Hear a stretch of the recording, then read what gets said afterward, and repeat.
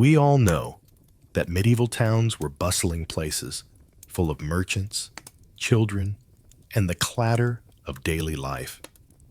But have you ever wondered what it felt like to step quietly into the heart of one, just as night settles over the streets? Imagine clay lamps flickering softly, shadows swaying across warm stone walls, the faint scent of cooling earth and date palms, and a stray cat weaving between quiet alleys. The streets narrow and widen, leading you gently toward a glowing sanctuary, where the minaret stands tall, welcoming travelers with a calm, steady presence. In today's video, we'll talk about what it was like to visit a medieval mosque and explore the life, learning, and tranquility that surrounded it. So let's not waste any time, and let's begin. The quiet glow of the mosque gates lingers behind you as you continue your slow walk deeper into the town, letting the night guide you at its own gentle pace. The soft breeze presses lightly against your garments, carrying with it the faint clatter of closing shops and the earthy scent of clay walls cooling after the long day. You take a deeper breath, feeling your shoulders loosen, and allow yourself to drift into the rhythm of the place. A rhythm older than memory, as familiar as a heartbeat. The street begins to narrow, gently funneling you toward the center of town. Clay lamps sit perched on low wooden brackets, their flames flickering with a shy amber shimmer. The shadows they cast sway in slow arcs across the walls, creating moving patterns that feel almost alive. Each step you take reveals small pieces of medieval life winding down for the night. A baker wipes flour from his hands before shuttering his stall. A cloth merchant rolls up his final bolt of fabric and ties it with practiced ease. A pair of neighbors pause at their doorways to exchange quiet greetings, their voices low, respectful of the peaceful hour. The packed earth beneath your feet is still warm from the day's sun, but cooling fast, giving off a comforting smell that blends with the subtle sweetness of nearby date palms. You can hear the soft creak of wooden doors, the rustle of garments, the gentle closing of market stalls, sounds that together form a kind of evening lullaby.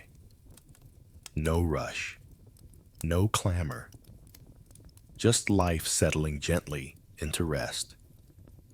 As you continue on, the streets widen again, forming a calm, open path lined with more shops, metalworkers, potters, scribes. Their windows glow faintly with the final embers of oil lamps inside. A potter carefully stacks the last of his wares by torchlight, stopping now and then to wipe clay from his forearms. You notice how even their movements seem slower at this hour, touched by the softness of the night. Children who had been playing earlier now linger near their homes, their voices reduced to whispers as parents call them inside. A stray cat weaves between clay jars, pausing to glance at you before slipping into a narrow alleyway. Nothing feels hurried. Everything feels intentional, as though the town has collectively decided to breathe deeply and rest. Above it all stands the minaret, tall, elegant, and calm. It rises over roofs and lanterns, framed by the velvet softness of the night sky. Its silhouette is unmistakable, a steady, guiding presence, gently illuminated by the faint glow of nearby lamps. You can't see the full structure from here, but you can feel its pull, the way travelers must have felt for centuries. It's a beacon not in the sense of urgency, but in the sense of welcome. Its presence assures you are moving in the right direction. As you walk closer, the layout of the town becomes clearer, streets branching off like gentle rivers, each flowing toward the same center, the same quiet heart.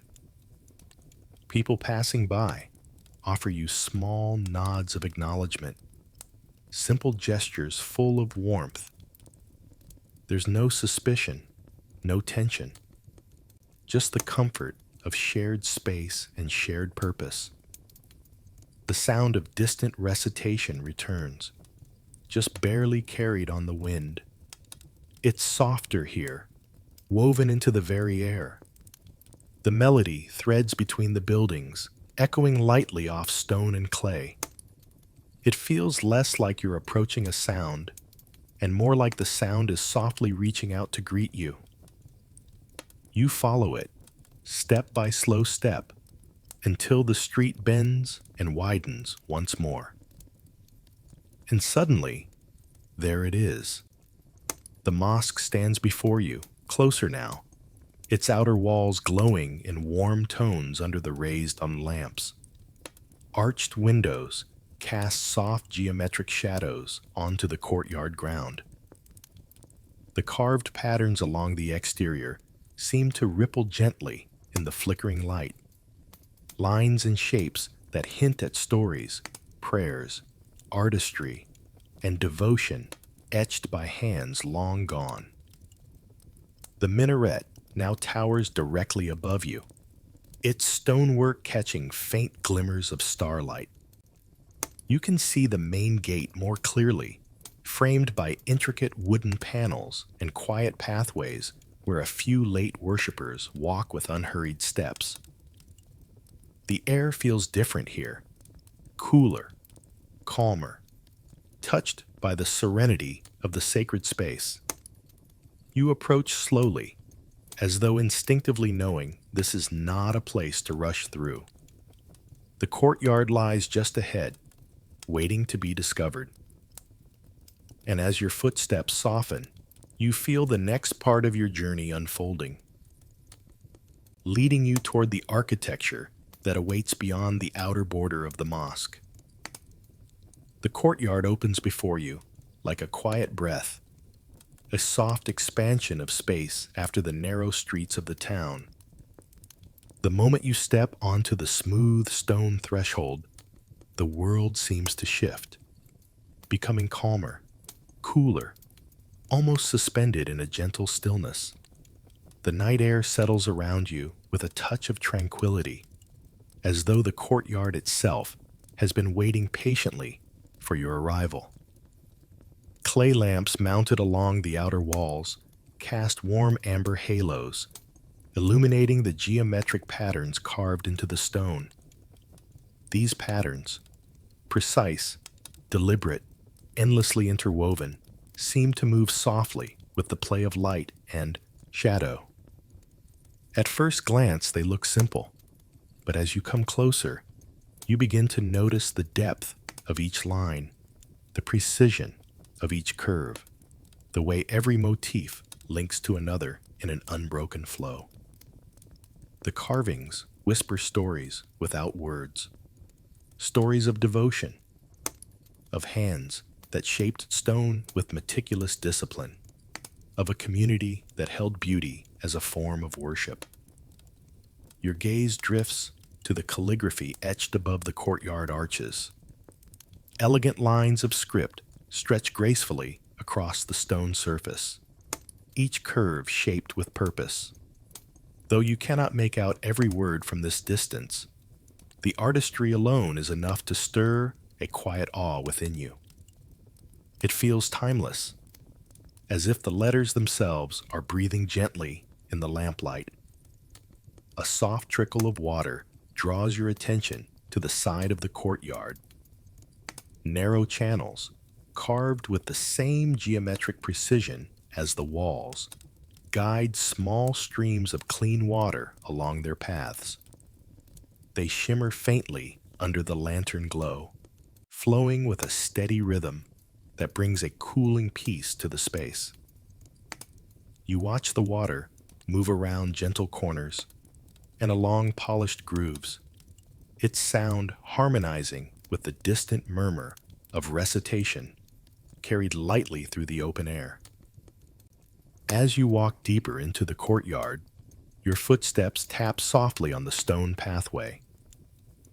Tiles arranged in harmonious patterns lead you forward, alternating shapes that fit together like pieces of an ancient puzzle. Each tile bears its own subtle texture, some slightly rough, others smooth as river-worn stone. You pause for a moment to appreciate the craftsmanship, the patient laying of each piece to create a path that has guided countless visitors before you. The wooden doors of the mosque catch your eye next. They stand tall beneath the central archway, carved from dark, sturdy timber and adorned with intricate latticework. Light from inside the entryway spills gently through the patterns, creating tiny constellations on the ground. When you trace your fingers near the carvings, without touching, you notice how every small detail feels intentional, as if crafted with devotion and quiet pride. These doors are not merely functional, they are guardians of the sacred space within. Above the doors, the arch curves with elegant symmetry. The stone is cool and pale, smoothed by time and the hands of artisans long past. Small decorative niches frame the arch, each one holding a carefully placed lamp. Their flames sway softly, casting slow, moving shadows that ripple along the carved surfaces, giving the whole entrance a sense of depth and warmth. You take a moment to absorb the quiet grandeur of the space. Nothing here is loud or imposing. Instead, the architecture seems to whisper an invitation to slow down, to breathe deeply, to let go of whatever weight you carry. Every element, from the patterns on the walls to the trickling channels, feels designed to ease the mind and steady the heart. As you walk farther into the courtyard, you notice how the open space allows the night sky to frame the mosque. The moon hangs above like a soft lantern, its light resting on the domes and reflecting faintly off the stone. The deep blue of the sky blends seamlessly with the warm glow of the lamps below, creating a harmony that feels both earthly and celestial. A gentle breeze moves through the courtyard, brushing against your clothing and carrying with it the cool scent of water and stone. The minaret stands tall above you, its presence grounding the space, yet never dominating it. You feel yourself naturally drawn toward the main entrance, guided by the soft slope of the pathway and the tranquil balance of the surroundings. You take one more slow breath, letting the serenity of the courtyard settle into your bones. The wooden doors, glowing softly under the lamps, seem to open into an even deeper stillness, an inner world where time moves differently. And as you step forward toward the threshold and the rituals that await, the gentle sound of flowing water reminds you of what comes next. The quiet, refreshing act of purification. A gentle shift in the air greets you as you near the inner edge of the courtyard. The soft trickle of water becomes more distinct, a rhythmic, calming sound that seems to pull you forward with steady grace. You follow it, stepping along the stone pathway until the space opens once again. revealing the wudu area, where worshippers prepare themselves before entering the mosque. The fountain sits at the center of a low stone platform, its circular basin carved with the same geometric artistry found throughout the courtyard. Water flows from a series of small spouts arranged evenly around the rim, each one sending a clear stream into the pool below. The surface ripples gently, catching the lamplight and breaking it into shimmering waves. The sound of the steady droplets is soothing, soft enough to invite calm, yet steady enough to anchor your attention. Around the basin, several stone seats are arranged in a balanced pattern. Their surfaces are smooth from years of use, and the coolness of the night has settled into the stone, making them refreshing to the touch. A few people are seated quietly, performing their ablution with the kind of practiced grace that comes from habit and reverence intertwined. No one rushes. No one glances around impatiently. The entire space feels like a gentle ritual unfolding at its own natural pace. You take a moment to observe. One man rolls up his sleeves, scooping water into his hands with deliberate calm. Another brings his palms to his face, letting the cool water run over his cheeks. A young traveler pours water gently over his feet, washing away the dust of the road. Their movements are precise yet fluid, as though each step of the ritual is a thread in a tapestry woven from generations of practice. There is an unspoken etiquette here, quiet, respectful, rooted in mindfulness. Those finishing their ablution move away softly, making space for others. Newcomers wait patiently, hands clasped or resting at their sides. No one speaks loudly, and when a whisper is needed, it is offered with the same softness as the water itself. The shared purpose brings everyone into a momentary harmony, regardless of where they have come from or what they carry on their minds. Near the fountain, a narrow channel guides excess water along a small stone trench. The water travels in a gentle stream, its motion steady and rhythmic, creating a subtle music as it moves. You watch it glide over the smooth stone, disappearing into the courtyard's irrigation paths, a quiet reminder of the importance of water in this desert world. The scent in the air is fresh and clean, touched by the coolness of the flowing water and the faint mineral notes of the stone. Lanterns above cast a warm glow over the area, creating soft reflections on the wet surfaces. The interplay of light and water gives the entire space a sense of quiet serenity, as though you are standing in a small sanctuary within a larger one. You find a place at the fountain and sit. The stone seat is cool beneath you. When you reach toward the water, the temperature surprises you. A perfect, refreshing chill that wakes your senses without startling them. The water's clarity mirrors the lamps overhead, creating tiny flickers of gold on the surface. You wash your hands, letting the water flow over your fingers in slow, unhurried movements. Each motion feels grounding, gently peeling away the dust of travel and the heaviness of the day. When you cup the water and bring it to your face, the coolness spreads across your skin like a soft sigh of relief. You wash your arms and feet, moving with the same quiet reverence you've seen in others, feeling a stillness settle more deeply within you. As the ritual continues, you sense a subtle shift. not in the space around you, but within yourself. The water seems to wash away more than dust. It quiets the mind, steadying your breath and clearing a path toward reflection. The night feels deeper, the courtyard quieter, the approaching threshold of the mosque more meaningful.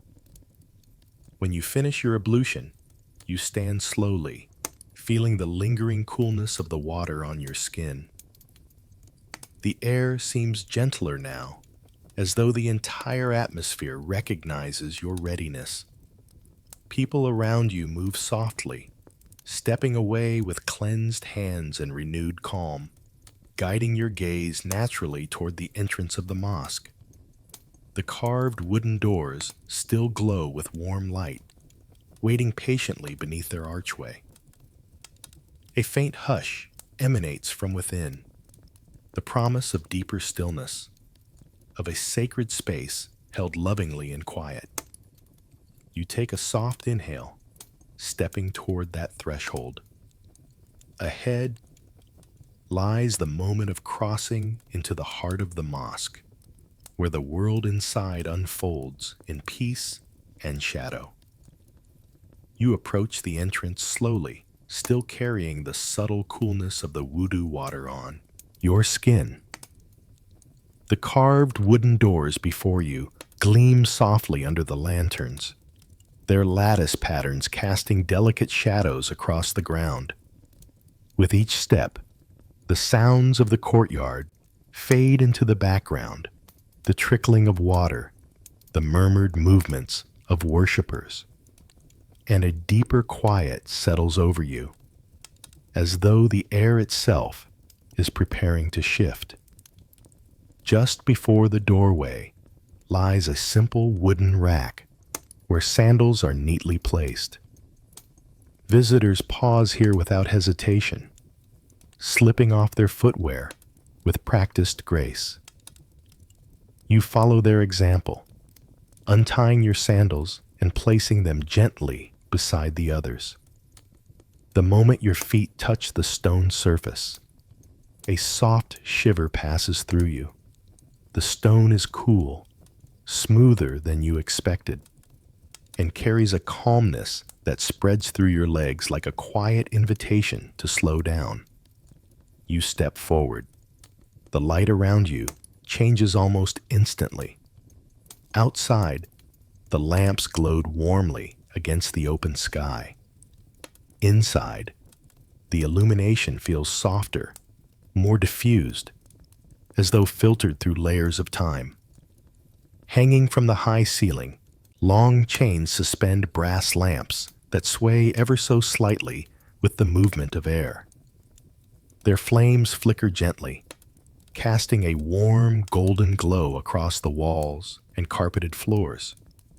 Your eyes adjust in slow, peaceful stages.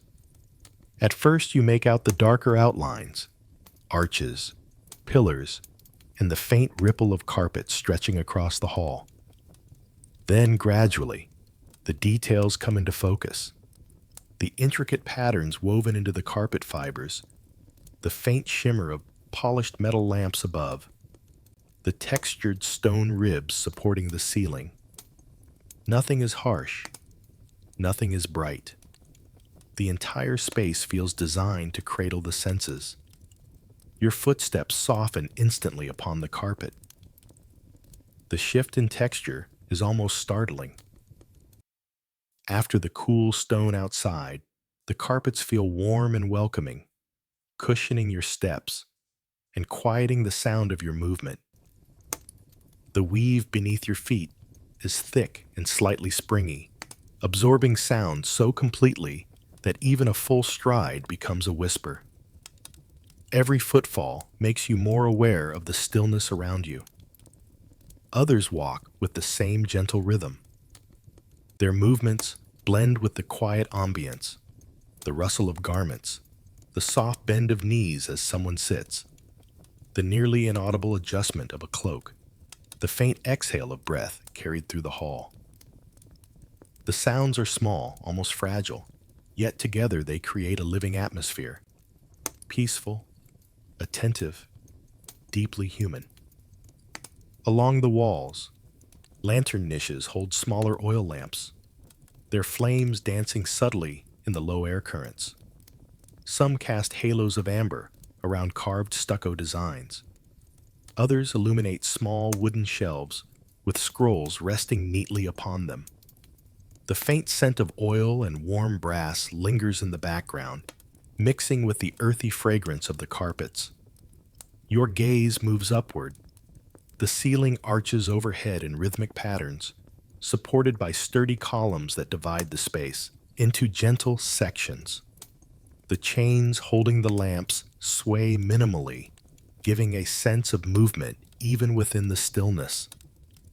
The effect is calming, as if the entire room breathes with a soft, ancient patience. You walk a little farther, letting the space unfold around you. With each step, the hall seems to widen, revealing more of its quiet beauty.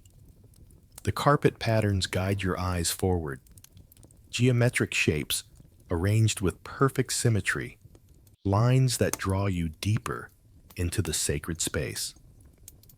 They seem to encourage not just direction, but contemplation. Each design a reminder of order, harmony, and intention.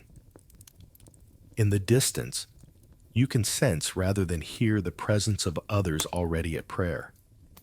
Their forms blend respectfully into the stillness, moving only when needed, their actions gentle enough not to disturb the calm of the hall.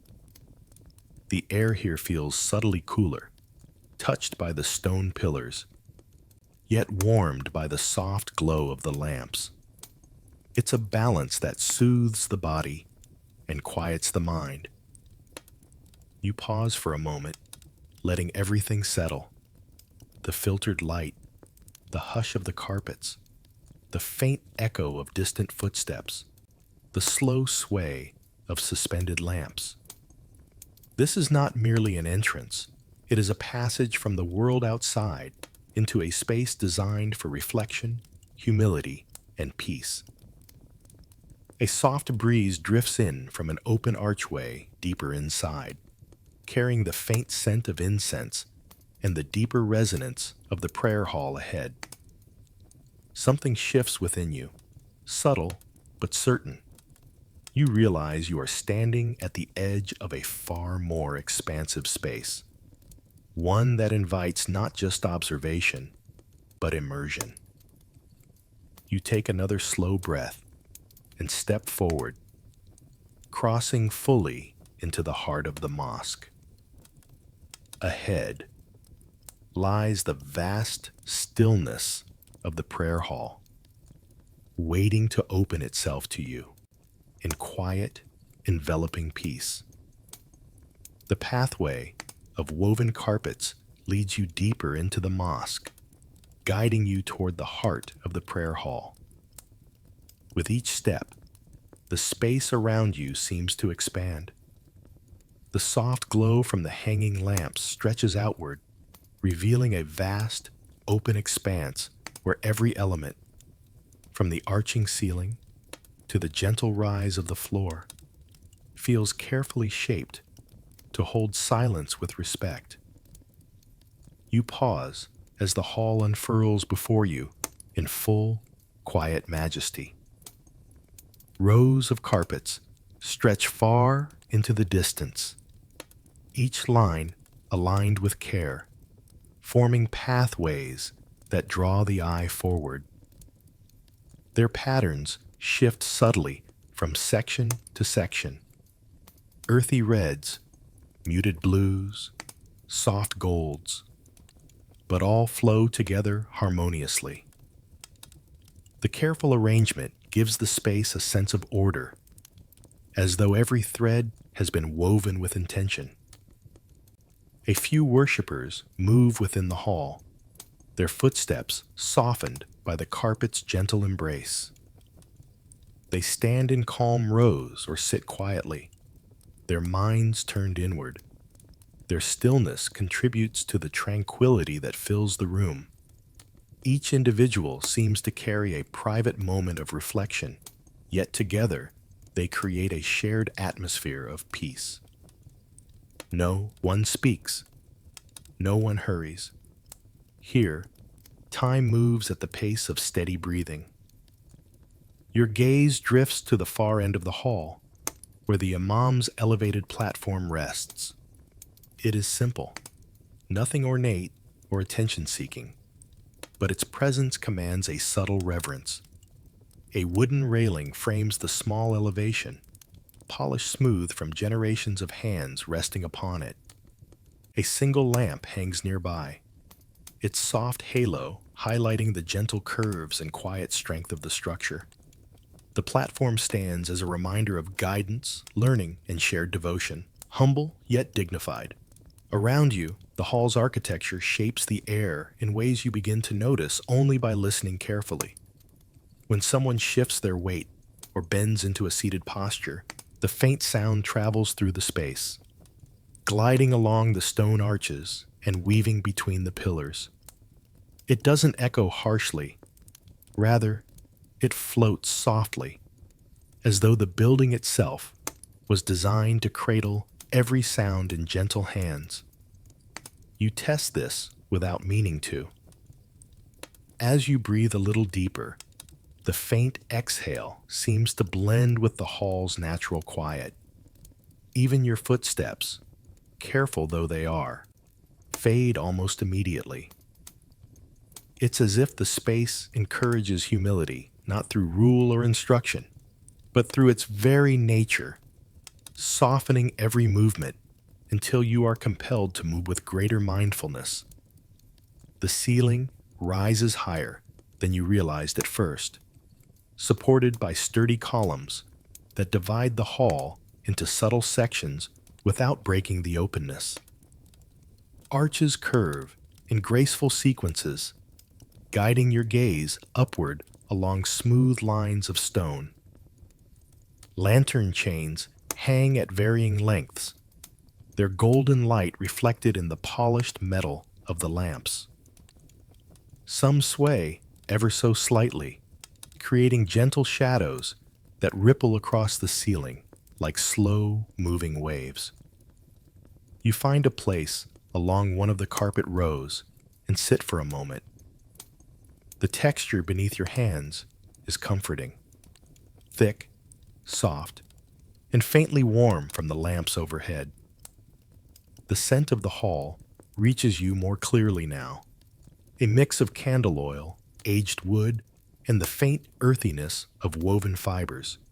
It's subtle, grounding, and timeless. From your seat, you observe the way worshippers spread across the hall. Some stand alone, absorbed in their silent prayers. Others kneel beside family members or companions, moving in unison with practiced ease. Even in their individuality, there is a remarkable cohesion, a quiet understanding that this space belongs to all, and yet belongs to each person differently. Every movement seems gentle, respectful. A man walks across the hall to stand in a row, but his steps are so soft that he barely stirs the air. A traveler straightens his garments before settling into prayer. A small group sits near one of the columns, studying or reflecting silently. The stillness becomes a kind of presence, one that is shared, shaped by countless hearts seeking peace. You feel it seep into you slowly, smoothing the edges of your thoughts and quieting the heaviness of the day. There is humility here, woven into every corner, every breath, every quiet gesture. Then, just as you settle deeper into this calm, you hear it. At first, it is only a slight shift in the air, almost indistinguishable from the gentle sway of a lamp. But gradually, a soft, melodic tone begins to rise. It drifts from somewhere near the front of the hall, carrying a rhythm so peaceful that it feels like a distant heartbeat.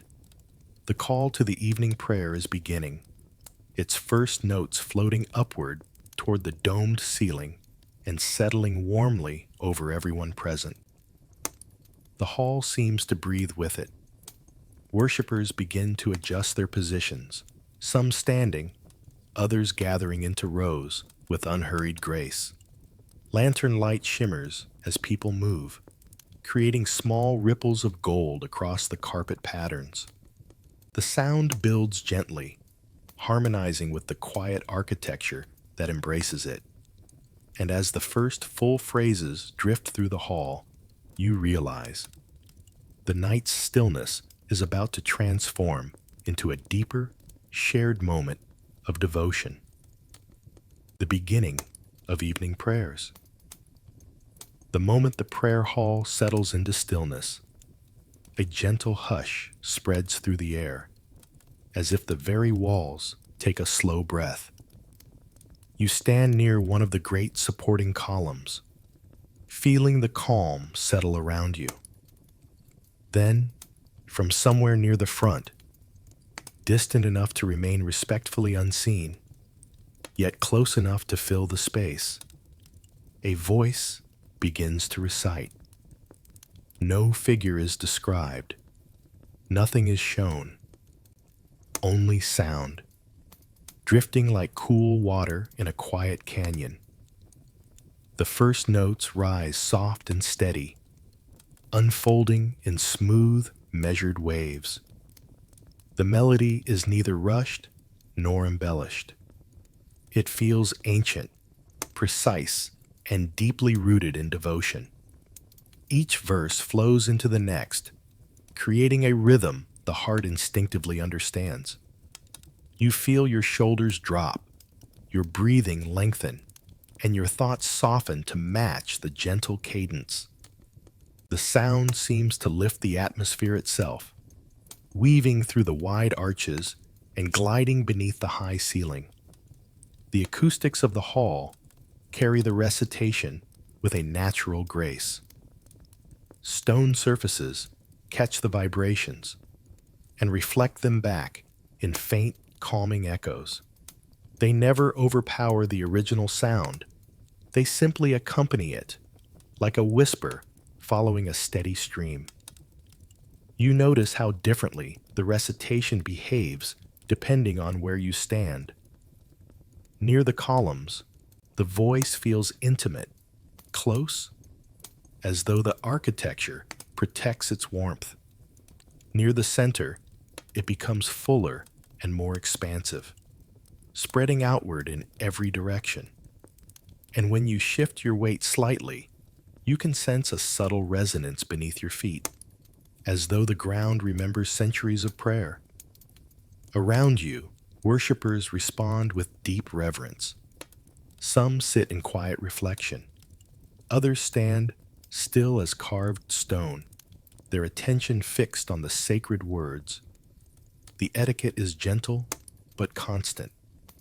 A lowered gaze, measured movements, silence that embraces rather than restrains.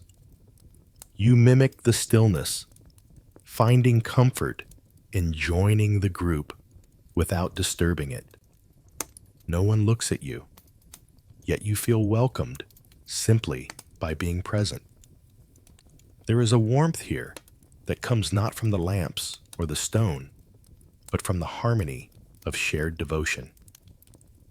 The recitation rises again, slightly stronger this time, as if carried by the quiet attentiveness of those listening.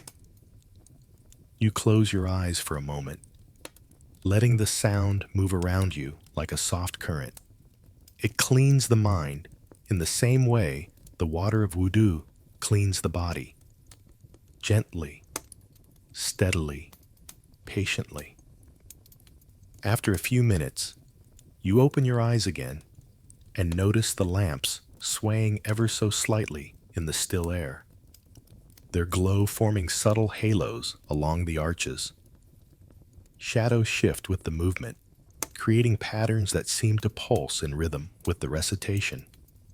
The architecture itself appears alive, responding, resonating, participating. It is a place built not just for prayer, but for peace. As the recitation slowly transitions into a quieter tone, you feel a subtle pull toward the far end of the hall. You realize it is not just the sound that fascinates you, but the space that shapes and carries it. How do the arches guide the echoes? How do the stones soften the harshness of sound while amplifying its clarity? How does a structure built centuries ago produce such a perfect harmony between voice and silence? You take a careful step to the side, still respecting the stillness of the moment. The echoes change instantly, clearer here, deeper there. You notice how the domed ceiling gathers the sound like a bowl collects water, releasing it in gentle ripples.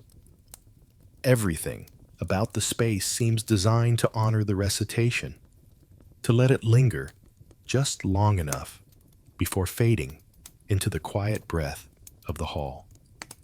The final lines drift upward, dissolve, and settle softly into silence. You breathe in deeply, absorbing the peace left behind. The worshippers remain still for a few more moments, savoring the lingering calm. Then slowly, quietly, movement resumes. Soft footsteps, hushed breaths, faint rustling of fabric. With the recitation complete, the hall feels even more serene. But now, your attention shifts naturally, almost instinctively, toward the very architecture that carried the sound. You begin to wonder about the hidden engineering behind the echoes, the intentional design behind every curve and stone. The night has given you a glimpse into the spiritual life of the mosque. Now, you yearn to understand the physical marvel that supports it. And so, guided by quiet curiosity, you turn your gaze upward and prepare to explore how this ancient structure shapes every note, whisper, and breath that enters it. The silence that follows the night recitation feels almost as meaningful as the sound that came before it. It settles lightly over the hall, giving you space to breathe, to listen more deeply, to understand what the architecture itself has been doing all along. You take a slow step forward, and even that small movement creates a soft shuffle that echoes faintly into the vast room. It is subtle, but noticeable. An invitation to explore how this place carries sound with such effortless grace. Your eyes drift upward to the great dome overhead, a curved canopy of stone that seems to float on the air.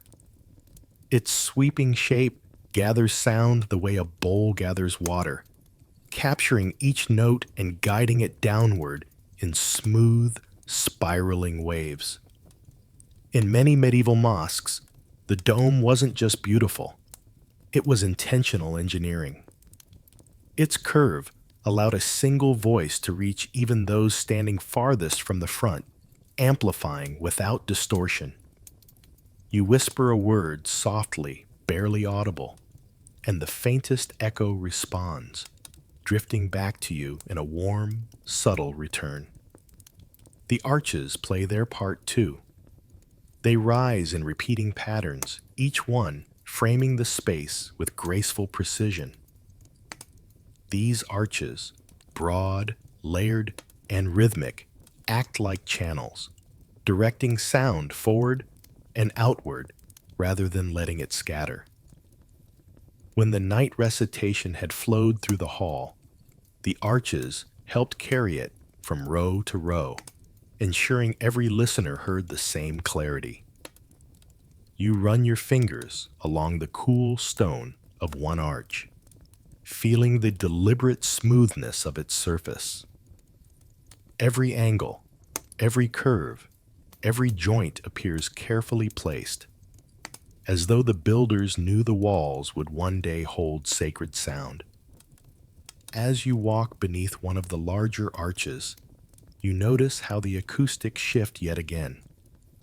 The whisper of fabric from someone's garment at the far side of the hall reaches your ears with surprising clarity.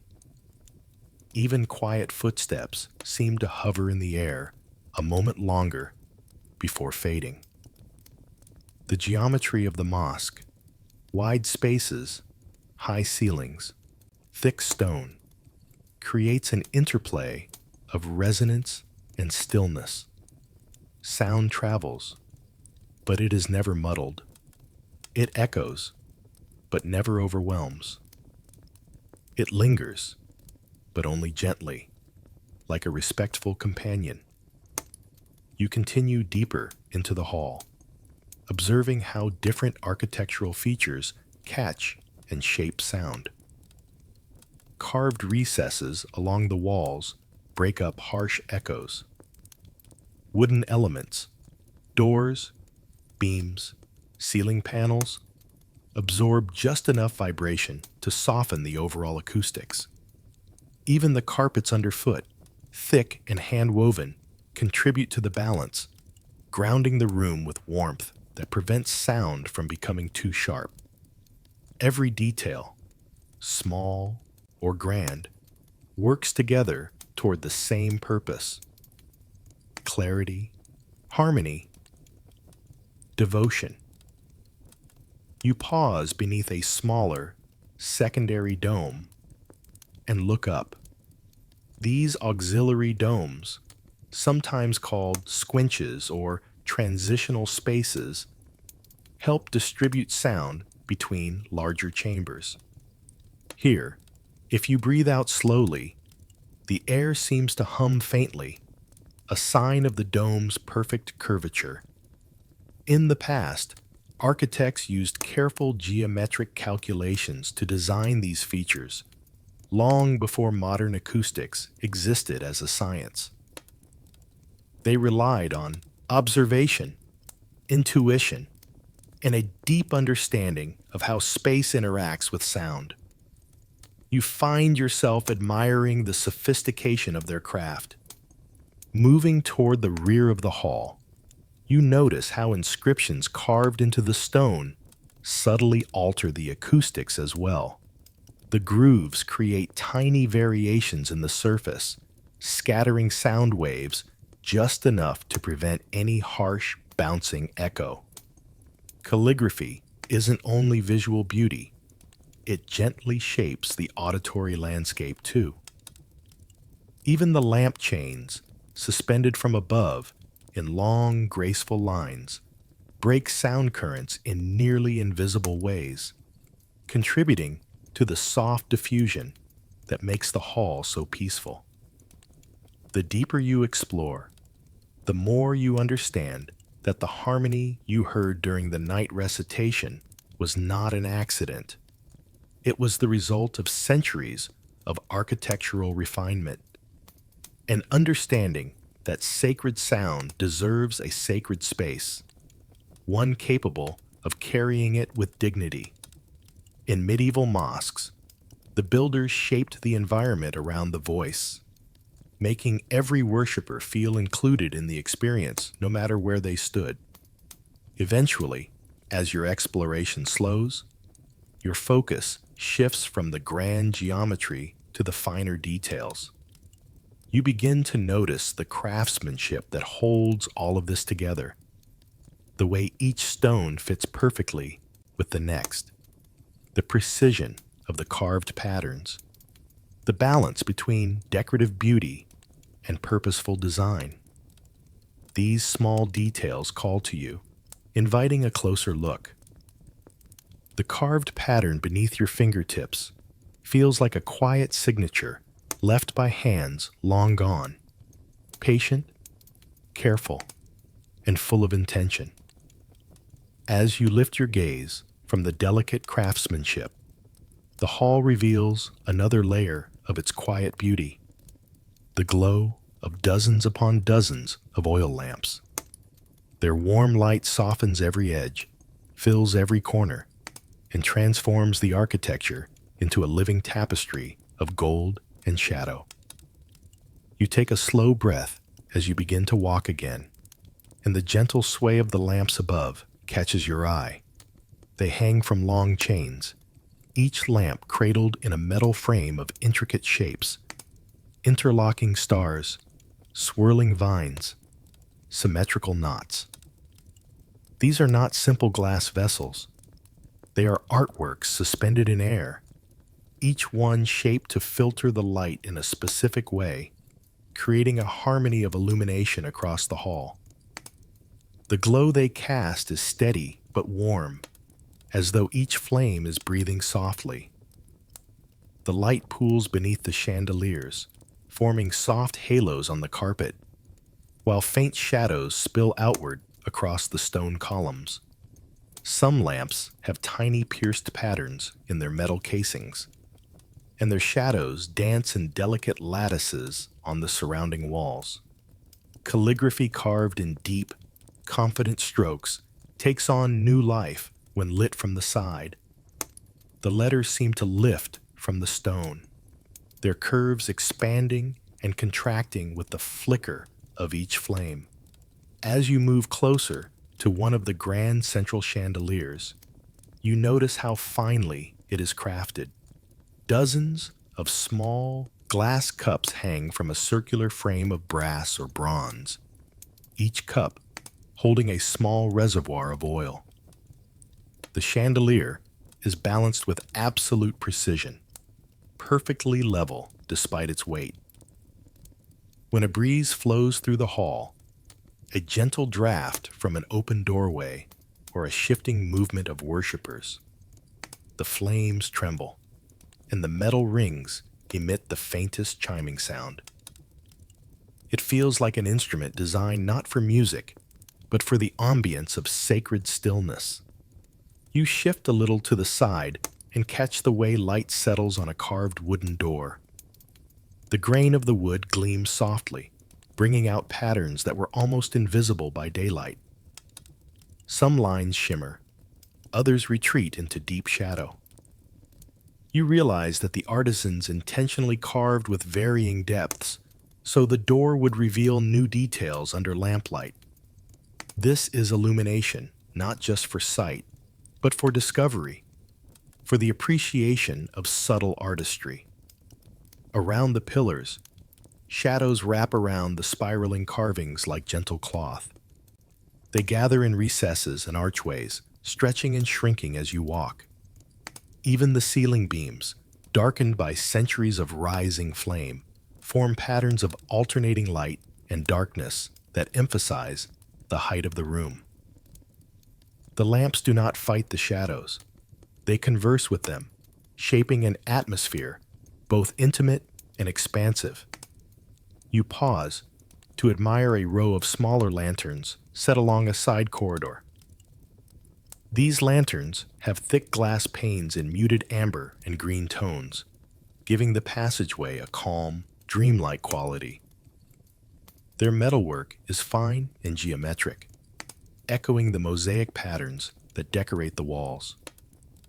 When their flames flicker, the colors shift slightly, like reflections on water. It feels like stepping through a moving painting, ancient, quiet, alive. As you stand there, listening to the soft crackle of a nearby lamp's wick, you begin to appreciate how carefully medieval craftsmen balanced form with function. Every piece of illumination served its purpose, but it also served beauty. It shaped mood, guided movement, honored the sacred space. Here, light is not simply brightness. It is a companion to prayer, contemplation, and peace. You walk slowly back toward the heart of the hall, and now the interplay between light and people becomes part of the scene. Worshippers sitting along the walls cast long shadows across the carpets. A small group, engaged in quiet reflection, causes the lamps above them to tremble gently as air shifts around their movement. The lantern light captures details you hadn't noticed before. Folds of fabric, soft gestures, the peaceful rhythm of breathing. The lamps reveal the community just as much as the architecture. Every flicker of flame highlights the shared stillness, the shared presence, the shared intent within the space. And you find yourself drawn to the human side of the mosque's night. The quiet gatherings, the subtle interactions, the respectful movements. Light leads you to people. The soft glow of the lamps continues to ripple gently across the hall as you move deeper inside. And it's here, within this warm tide of illumination, that you begin to notice the people who give the mosque its living heartbeat. Their presence is quiet, unhurried, woven seamlessly into the stillness of the night. It feels as though everyone here has arrived with something in common: respect for the place, for one another, and for the serenity that this sacred space view offers. To your left, a small group of travelers rests near one of the far walls. Their cloaks are dusty from the road, their shoes carefully tucked beneath their bundles. They speak in low tones, soft, measured, almost whispered, out of courtesy for those praying nearby. One traveler pours a bit of water into a shallow cup and passes it to another. Their quiet gratitude, expressed more through their gentle gestures than through words, adds to the feeling of harmony that fills the hall. Nearby, a young merchant closes a ledger book made from stitched parchment. His stall outside may be closed for the night, but here he sits with a calm posture, as though letting the burdens of bargaining and trade melt from his shoulders. He greets an older worshiper with a polite nod, and the elder responds with a small smile, placing a steadying hand on the young man's shoulder before walking on. Simple, warm interactions like this seem to happen everywhere you look. Bonds formed not by business or status, but by the shared quiet of this sacred place. A few steps farther, you spot a small group of children, seated in a semicircle around a low wooden stand. Their soft recitations, steady but gentle, blend with the distant echoes of the mosque.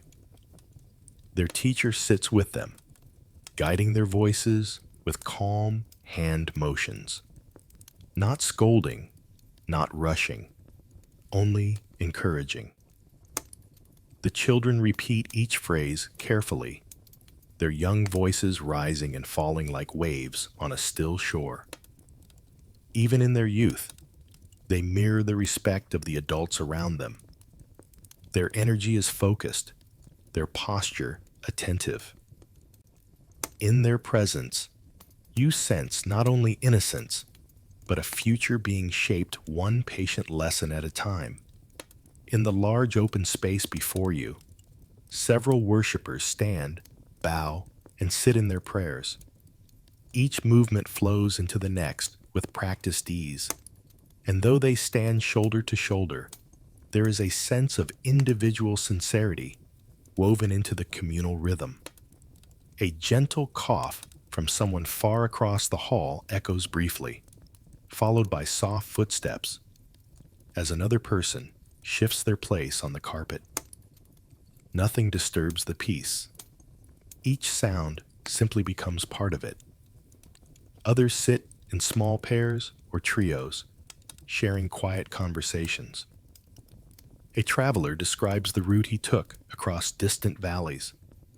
A pair of artisans discusses the repairs planned for the marketplace roof next season. Two older men speak of their memories, moments from their youth, teachers they once learned from, journeys they plan for the coming year. Their voices remain respectful and subdued, drifting like soft threads through the spacious hall. Every conversation you pass feels rooted in companionship, not distraction. You notice how the atmosphere shapes behavior. Even those who enter briskly slow their pace within these walls. Shoulders relax, hands rest loosely on laps, breaths deepen. It becomes clear that people do not come here only for ritual. They come for refuge, community, understanding. The shared quiet allows them to exist side by side in a harmony rarely found outside the mosque's walls. And yet, amid all this quiet unity, there is another group whose presence stands out, not by volume or motion, but by the subtle sense of purpose surrounding them. Toward the far side of the hall, beyond a row of lanterns, you see a circle of individuals seated around a single scholar. Scrolls rest carefully on low stands. Ink pots glisten faintly in the lamplight. The conversation is low and thoughtful, punctuated by the soft rustle of parchment. Their focus draws your attention like a gentle tide, intent, calm, and deeply rooted in knowledge.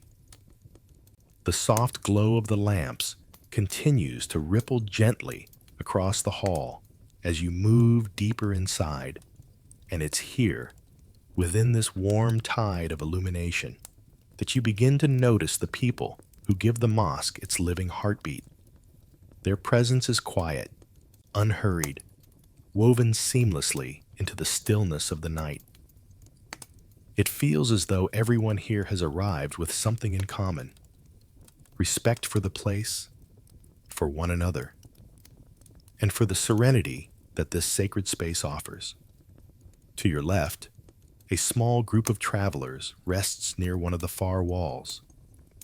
Their cloaks are dusty from the road, their shoes carefully tucked beneath their bundles. They speak in low tones, soft, measured, almost whispered, out of courtesy for those praying nearby. One traveler pours a bit of water into a shallow cup and passes it to another. Their quiet gratitude, expressed more through their gentle gestures than through words, adds to the feeling of harmony that fills the hall. Nearby, a young merchant closes a ledger book made from stitched parchment. His stall outside may be closed for the night, but here he sits with a calm posture, as though letting the burdens of bargaining and trade melt from his shoulders. He greets an older worshiper with a polite nod, and the elder responds with a small smile, placing a steadying hand on the young man's shoulder before walking on. Simple, warm interactions like this seem to happen everywhere you look. Bonds formed not by business or status, but by the shared quiet of this sacred place. A few steps farther, you spot a small group of children seated in a semicircle around a low wooden stand. Their soft recitations, steady but gentle, blend with the distant echoes of the mosque. Their teacher sits with them, guiding their voices with calm hand motions, not scolding, not rushing, only encouraging. The children repeat each phrase carefully, their young voices rising and falling like waves on a still shore. Even in their youth, they mirror the respect of the adults around them. Their energy is focused, their posture attentive. In their presence, you sense not only innocence, but a future being shaped, one patient lesson at a time. In the large open space before you, several worshippers stand, bow, and sit in their prayers. Each movement flows into the next with practiced ease, and though they stand shoulder to shoulder, there is a sense of individual sincerity woven into the communal rhythm. A gentle cough from someone far across the hall echoes briefly, followed by soft footsteps as another person shifts their place on the carpet. Nothing disturbs the peace. Each sound simply becomes part of it. Others sit in small pairs or trios, sharing quiet conversations. A traveler describes the route he took across distant valleys. A pair of artisans discusses the repairs planned for the marketplace roof next season. Two older men speak of their memories, moments from their youth, teachers they once learned from, journeys they plan for the coming year. Their voices remain respectful and subdued, drifting like soft threads through the spacious hall.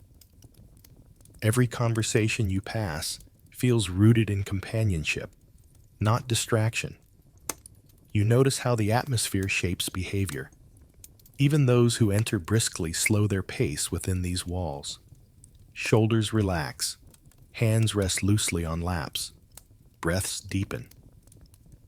It becomes clear that people do not come here only for ritual.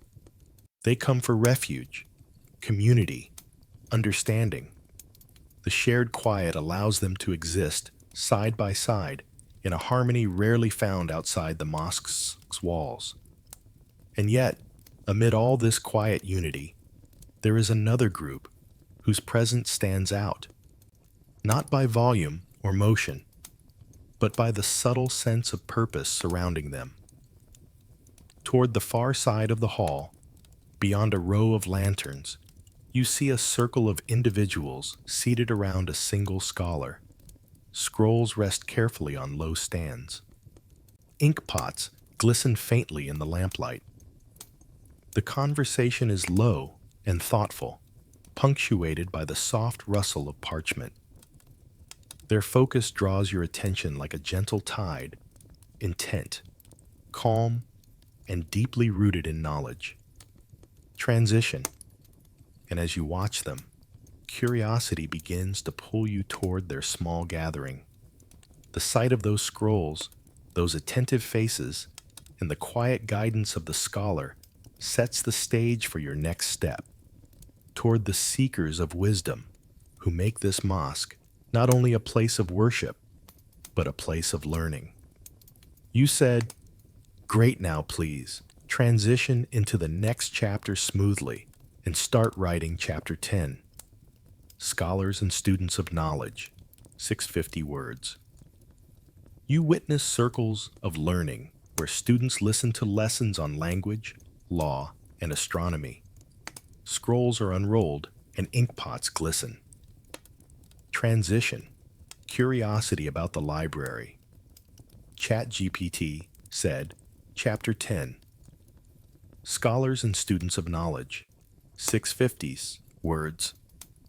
Drawn toward the quiet circle of figures, you step softly across the carpet, careful not to disturb the rhythm of the hall. The warm glow of the lamps illuminates faces intent on understanding. Fingers tracing lines of ink, eyes following the careful gestures of a teacher. This is a space where knowledge is not just transmitted, it is absorbed, practiced, and cherished. Every movement, every breath seems deliberate, measured, respectful. The central figure, a scholar whose presence commands gentle attention, speaks with calm precision. Their voice is steady and rhythmic, carrying concepts of grammar, legal principles, or celestial observations through the quiet room. Students lean in, absorbing every word. Some make notes on thin parchment, their quills scratching lightly in almost imperceptible whispers. Others memorize, repeating silently in their minds, internalizing the lessons that have been taught for generations. Scrolls lie carefully unrolled on low wooden stands, their edges curling slightly from years of use. The smell of aged paper mingles with the faint scent of ink, oil from the lamps, and the cool stone beneath the carpets. Ink pots gleam softly in the lamplight, tiny reservoirs of patience and diligence. One student dips a quill carefully, then traces letters with precise hands, mindful not to spill or smear the precious contents. Another studies diagrams drawn on parchment, lines and circles marking the movement of celestial bodies, geometric models, or the flow of logic in legal arguments. You observe the interaction between teacher and students. The scholar gestures with deliberate care, emphasizing a subtle point, then allows a pause for understanding. A question is asked softly, answered with equal patience. There is no rush, no interruption, only a continuous flow of learning and listening, of teaching and receiving. You feel the air itself infused with a quiet dedication, a shared commitment to knowledge that transcends the moment. Nearby, another group explores mathematical concepts, their fingers moving over carved wooden models of astrolabes or geometric shapes. The metallic glint of small instruments catches the lamplight, casting faint shadows that dance across the stone floor. These tools are more than teaching aids. They are instruments through which understanding is made tangible, connecting abstract ideas to real-world observations. The students rotate them carefully, discussing their findings in hushed tones, their eyes alight with curiosity and focus. Even the arrangement of the space reinforces learning. Students sit in semicircles to maximize both sight and sound. Scrolls and instruments are positioned for easy sharing.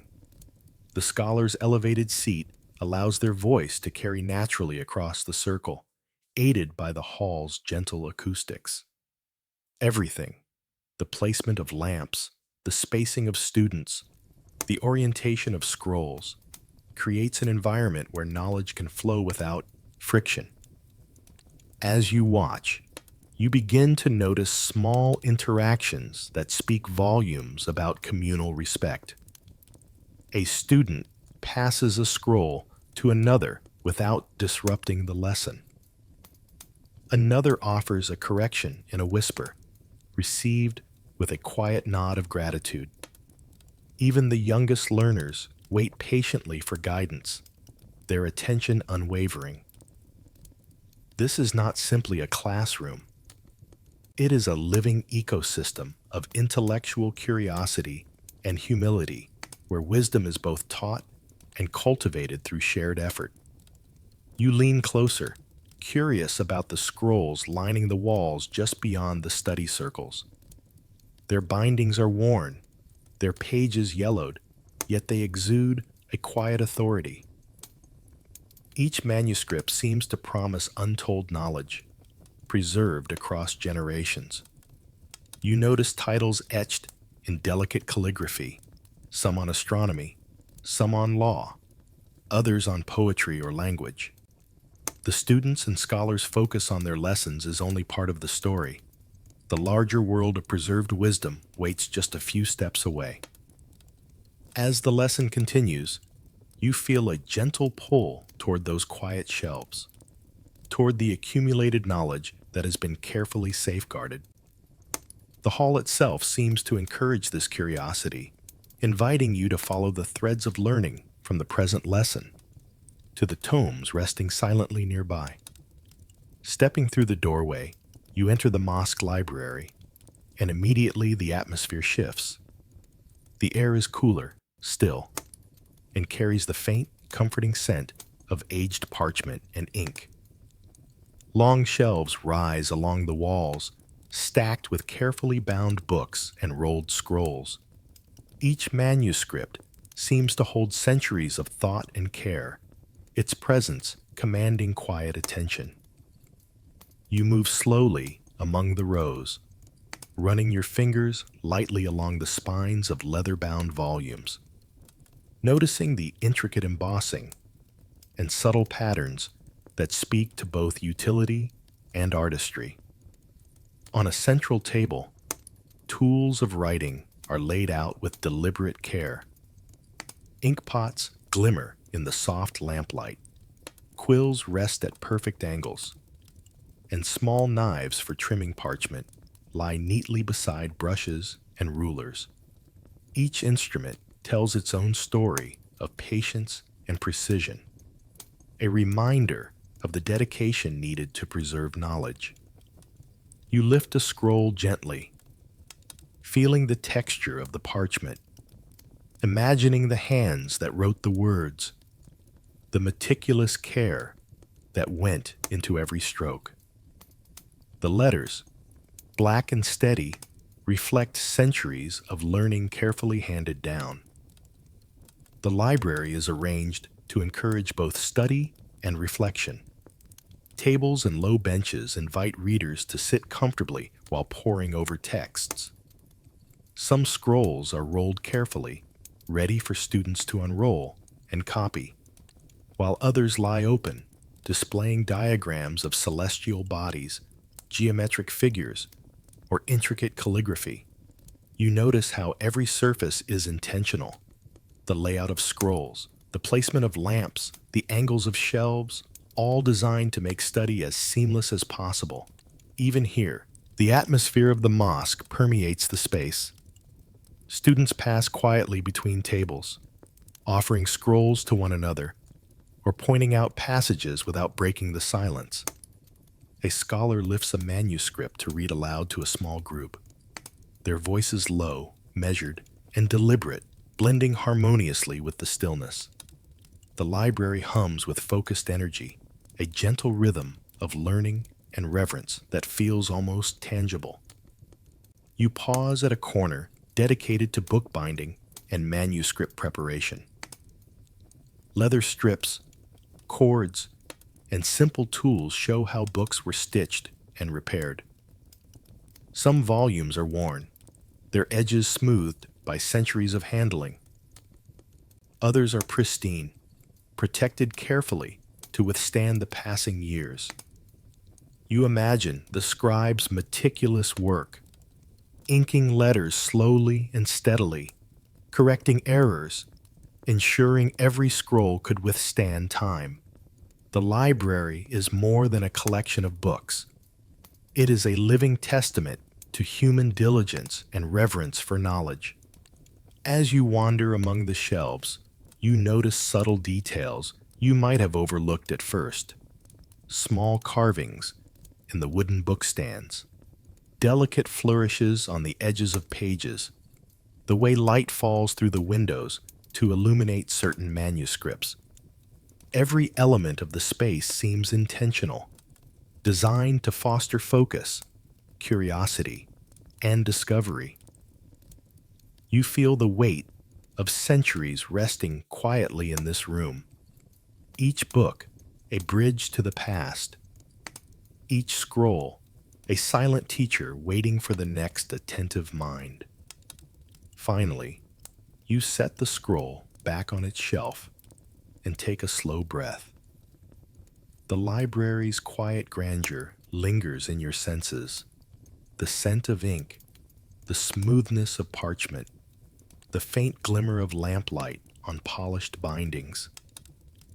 You glance toward the doorway leading back into the courtyard and notice students gathering under the shaded porticos, ready to take the lessons from the manuscripts and apply them in discussion, debate, and practice. With a final glance at the glowing shelves, you step away, letting your curiosity guide you to where knowledge is not only preserved but lived. Toward the madrasa courtyard, where students and teachers bring the library's wisdom into the open air. Stepping out of the quiet, fragrant stillness of the library, the warm evening air greets you. The courtyard opens wide, shaded by porticos supported on smooth stone columns, their shadows stretching across the sun-baked floor. Students are gathered in small groups, some seated cross-legged on woven mats, others kneeling to lean over sketches and diagrams drawn carefully in the sand. Teachers move among them, hands tracing shapes, pointing toward patterns, adjusting lines, or asking probing questions. Their gestures are deliberate yet patient, guiding the students through lessons that blend observation with reasoning. A group debates quietly in one corner, their discussion low and measured, voices rising and falling like gentle waves. One student gestures toward a sand diagram, another counters with a thoughtful point, and the teacher interjects only to clarify or encourage deeper reflection. Nearby, another circle is engaged in reading, scrolls unrolled carefully on small stands, fingers following the flowing script. The air is alive with the energy of learning, yet there is no rush, no clamor, just a steady rhythm of attention and discovery. Some students practice calculations in the sand, drawing geometric shapes or tracing celestial patterns as instructed by a teacher who guides their hands and corrections with patience. Others copy diagrams onto small wooden tablets or pieces of parchment, preparing to bring their work back into the library for further study. You notice how the environment itself encourages focus. Shaded areas protect them from the harsh sun. Gentle fountains provide both cooling water and a soft background murmur. And the orderly arrangement of the courtyard allows each group its own quiet space. You pause at the edge of a group, experimenting with geometric shapes. One teacher adjusts a carefully drawn circle, then gestures toward intersecting lines, explaining their relationships with quiet authority. Students follow the instructions with care, their hands moving slowly, minds engaged fully. Another teacher points to a sand diagram of the stars, showing how celestial bodies move across the sky. You can sense the excitement in their faces as they relate these diagrams to the knowledge preserved in the library, connecting abstract theory with tangible understanding. As you walk slowly through the courtyard, you see the diversity of studies: language, law, mathematics, astronomy, and natural philosophy. Students exchange ideas, ask questions, and receive guidance without interruption. The teachers encourage reflection and reasoning, nurturing curiosity as much as imparting knowledge. There is a sense of shared purpose here, a recognition that learning is not solitary, but communal, a dialogue between student, teacher, and the wider world of wisdom. Even the smallest details draw your attention. A carved stone boundary marking study spaces, mats arranged to form concentric circles for group discussions, small trays of sand for practicing diagrams, and ink-stained hands delicately copying lessons. Every element seems intentional, designed to enhance learning, observation, and practice. Your gaze is drawn toward a corner where brass and wooden instruments are laid out. An astrolabe rests carefully on a table, its engraved circles catching the lamp glow. Compasses, rulers, and other scientific tools are arrayed methodically, awaiting the hands of students who will soon use them to measure, calculate, and observe. The courtyard itself has prepared the way, showing the students lessons in action. And now, these instruments beckon, promising tangible interaction with the principles they study. The transition from sand diagrams to these precise tools feels natural.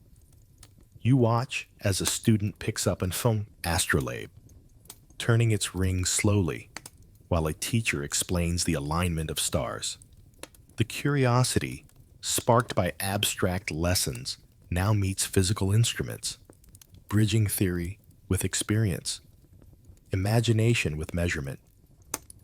Intrigued, you move closer to explore how these medieval students brought their learning to life through hands-on experimentation, eager to see the tools that turn knowledge into practice.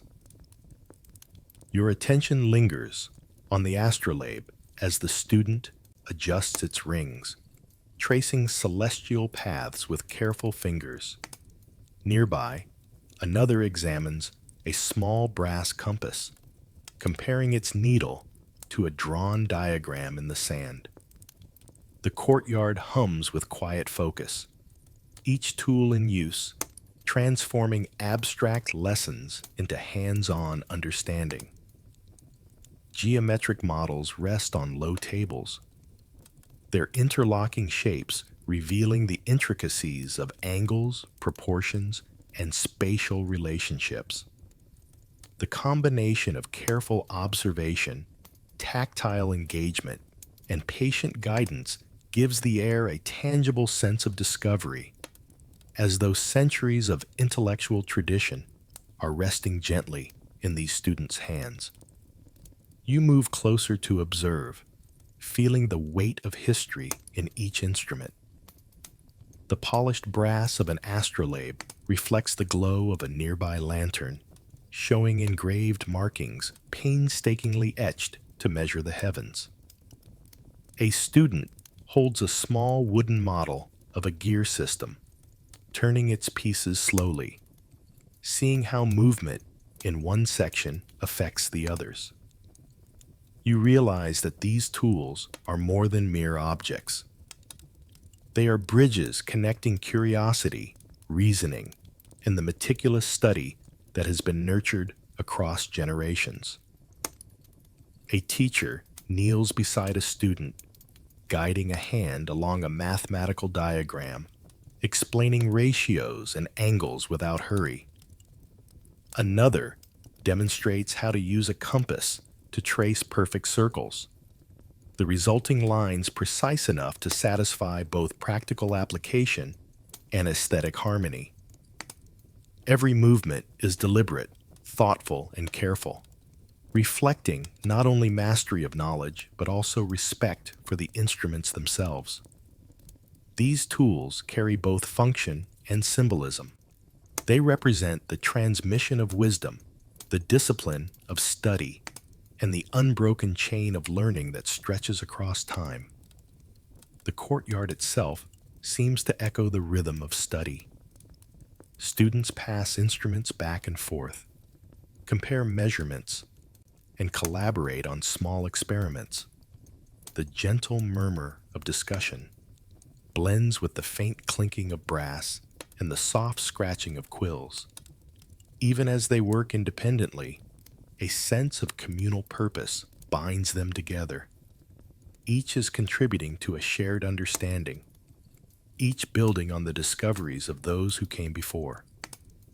Looking around, you notice the care with which each instrument is maintained. Compasses are polished, astrolabes handled gently, wooden models treated with attention to prevent warping. The precision of these tools mirrors the precision expected of the students themselves, a discipline of mind reflected in the discipline of the hand. Every careful rotation of a dial, every measured mark in the sand, every observation recorded with ink, carries with it the legacy of scholars who understood that knowledge must be preserved, practiced, and passed on. As you observe, the focus gradually shifts from the tools themselves to the environment surrounding them. The courtyard is a place not just for learning through instruments, but for the rhythm of daily life. Students pause to drink from nearby fountains. Teachers gesture toward lessons in other parts of the courtyard, and the subtle sounds of movement, conversation, and study create a living background of communal learning. The focus of human activity here expands beyond the instruments to include the people, routines, and spaces that make the mosque a vibrant center of life. A small group gathers near a water basin, discussing their next lesson while cleaning instruments and rolling up scrolls. Another group moves toward the shaded portico, carrying materials to prepare for evening studies. The seamless flow of study, maintenance, and quiet social interaction underscores the intimate connection between knowledge and daily life, revealing the mosque as not only a place of learning, but also a hub of community rhythm. Curiosity now pulls your attention outward from the instruments and sand diagrams. You begin to take in the broader movements around the mosque: students carrying materials, merchants walking past gates, and neighbors exchanging quiet greetings. The courtyard, alive with both study and ordinary life, invites you to explore the daily rhythms that sustain this center of worship and knowledge, guiding your steps toward the surrounding markets, workshops, and streets where learning and life flow side by side. Stepping out of the madrasa courtyard, the sounds and scents of the broader town reach you. The air carries the warmth of baked bread, the sweetness of dates, and the subtle tang of fresh ink from nearby shops. Merchants begin closing their stalls, their voices mingling with the low murmur of evening conversation.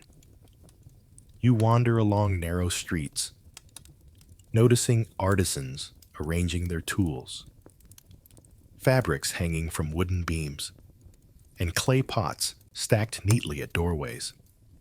Each stall has its own character, yet together they form a living rhythm, the heartbeat of daily life surrounding the mosque. Children dart between the tables, balancing baskets of figs or bundles of parchment, while elders pause to greet acquaintances with quiet nods. A baker slides fresh loaves from a clay oven, their warm aroma drifting across the street, enticing passers-by.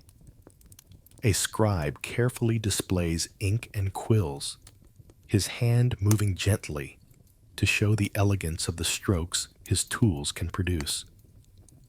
Nearby, a merchant arranges bolts of dyed cloth, their vibrant colors catching the amber glow of lanterns hanging from the eaves. The marketplace is bustling yet contained, each participant mindful of the serene space of the mosque just a few steps away. You pause to observe the interplay between people and their trades. An apprentice helps his master weigh dates, learning the precise measurement that ensures fair exchange. A potter smooths a clay vessel, spinning it slowly on a small wheel as his hands guide the form into perfection. Even simple acts, tying a bundle of fabric, sealing a loaf of bread, dipping a quill into ink, reflect a careful attention to detail and a respect for one's craft. The town feels alive, not just through movement, but through the deliberate, thoughtful actions that sustain both commerce and community. The streets curve gently, guiding you past small shops with carved wooden doors and shuttered windows. You notice inscriptions etched above doorways, hints of decorative patterns, and subtle flourishes that signal the pride of artisans in their work. Lanterns hang at uneven heights, casting playful shadows on walls and paving stones, their light revealing the textures of stone, wood, and clay. Even in this bustling evening scene, there is a harmony. Each sound, each color, each movement contributes to the tapestry of the town, echoing the order and beauty you've seen inside the mosque. As you continue, your curiosity shifts from the products themselves to the hands that made them. You begin to notice masons smoothing stone edges, carpenters shaping doors, and metal workers bending lamps into intricate shapes. The tools of daily commerce and the skill of the artisans who maintain the town's physical beauty are intertwined. You realize that the marketplace is not only about selling goods, it is a display of the same meticulous care and creativity that went into the construction of the mosque itself. You slow your pace as your gaze falls on a nearby stone wall, the surface smoothed and chiseled with precise angles. You trace the lines with your eyes, imagining the mason's steady hands and measured strikes that shaped each block.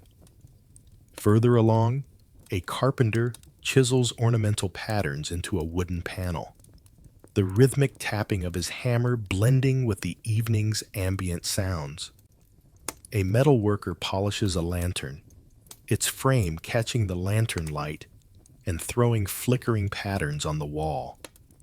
Every element of the town feels crafted, intentional, and infused with human skill. The realization dawns that just as the students in the courtyard practice lessons with tools of learning, these artisans apply knowledge, skill, and patience to create structures and objects that endure. You follow the path of the streets, observing how their work supports both the practical and aesthetic life of the mosque and the surrounding community, leading you naturally to consider the hands and minds behind the very building you have been exploring.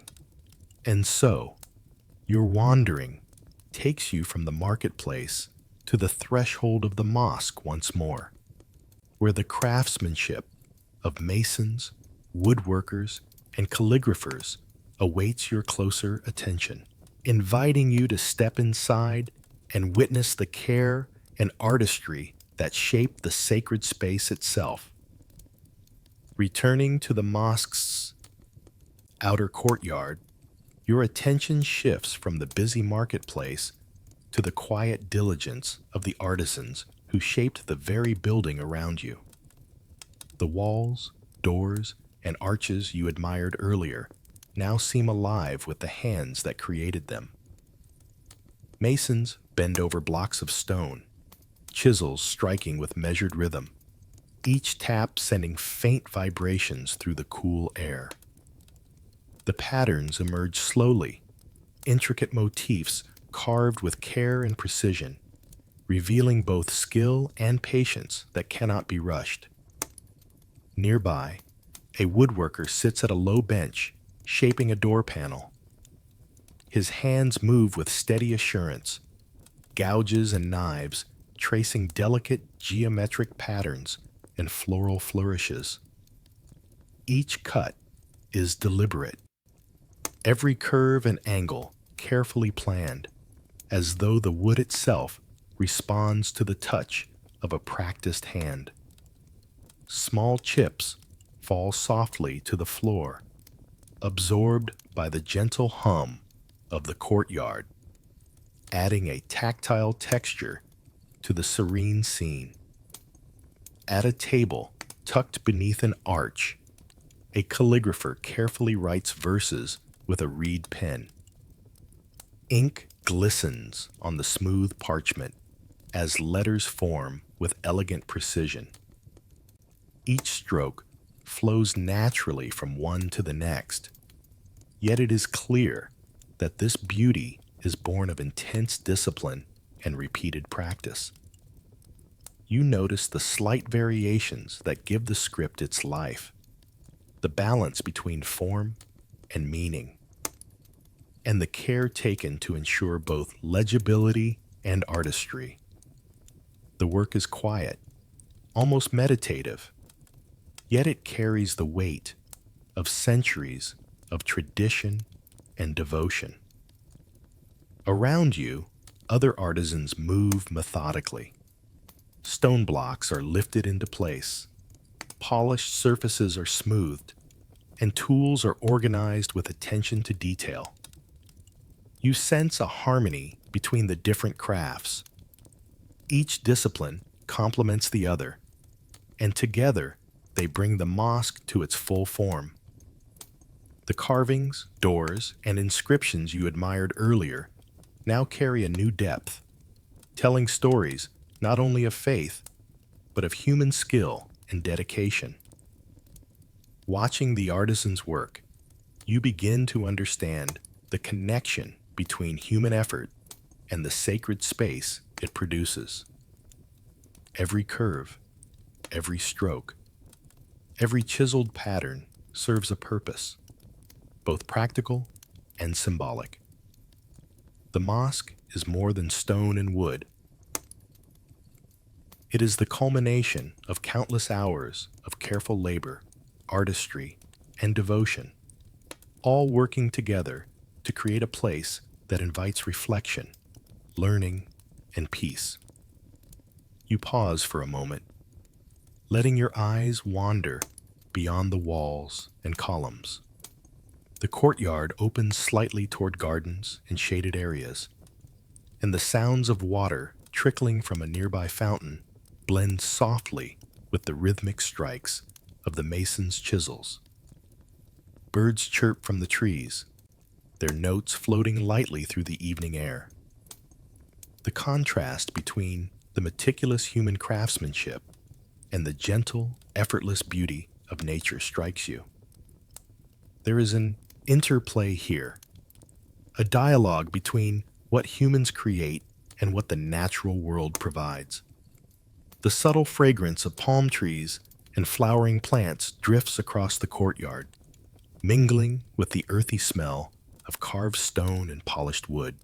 Sunlight, now low in the sky, filters through the leaves, casting moving patterns of light and shadow on the ground and walls. You take a slow breath, feeling the warmth of the day and the soft coolness of shaded areas, realizing how the mosque's surroundings were carefully designed to complement both its interior and the natural world beyond. Your gaze moves from the artisan's hands back to the trees, fountains, and gardens. There is a quiet balance here.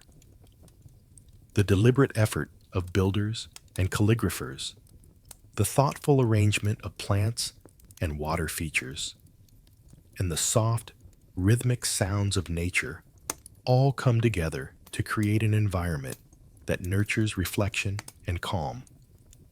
With that sense of harmony, you take a few steps toward the outer edges of the courtyard, drawn to the gardens and open spaces where you can pause, sit, and appreciate the peacefulness outside the mosque. The next chapter awaits, inviting you to explore the gentle rhythms of nature that frame this sacred place. Stepping past the carved doors and stone pathways, you find yourself in the mosque's gardens, a sanctuary of calm just beyond the busyness of the courtyard. Tall palm trees sway gently in the breeze, their fronds brushing softly against one another, creating a whispering sound that blends with the trickle of water from small fountains. Shaded porticos and stone benches invite quiet reflection, and the air carries the subtle fragrance of flowers and sun-warmed earth. Each element feels intentional, designed to soothe the senses and offer a moment of pause before returning to the mosque's interior life. You move slowly along a stone path, your footsteps muted by the soft earth beneath your sandals. Sunlight filters through the leaves, casting patterned shadows on the ground, and you notice the gentle curve of a reflecting pool at the center of the garden. The water is clear and still, mirroring the sky and the nearby trees, broken only by the occasional ripple from a falling leaf or the steady drip of a fountain. You sit by the edge, letting your fingers graze the cool surface, and inhale deeply, savoring the calm that surrounds you. Nearby, students rest between lessons, leaning against columns or sitting cross-legged on mats. Some read quietly, others converse in hushed tones, their voices blending seamlessly with the natural music of the garden. A teacher walks along the shaded path, observing the students, occasionally offering gentle guidance or adjusting a book's position. There is no hurry here, only the rhythm of life unfolding slowly, each movement harmonious with the space and its purpose. Birds flutter from branch to branch, their soft songs mixing with the distant laughter of children playing near a fountain. The garden seems designed to slow time, encouraging visitors to notice small details, the curve of a leaf, the shimmer of sunlight on water, the delicate balance of stone and plant.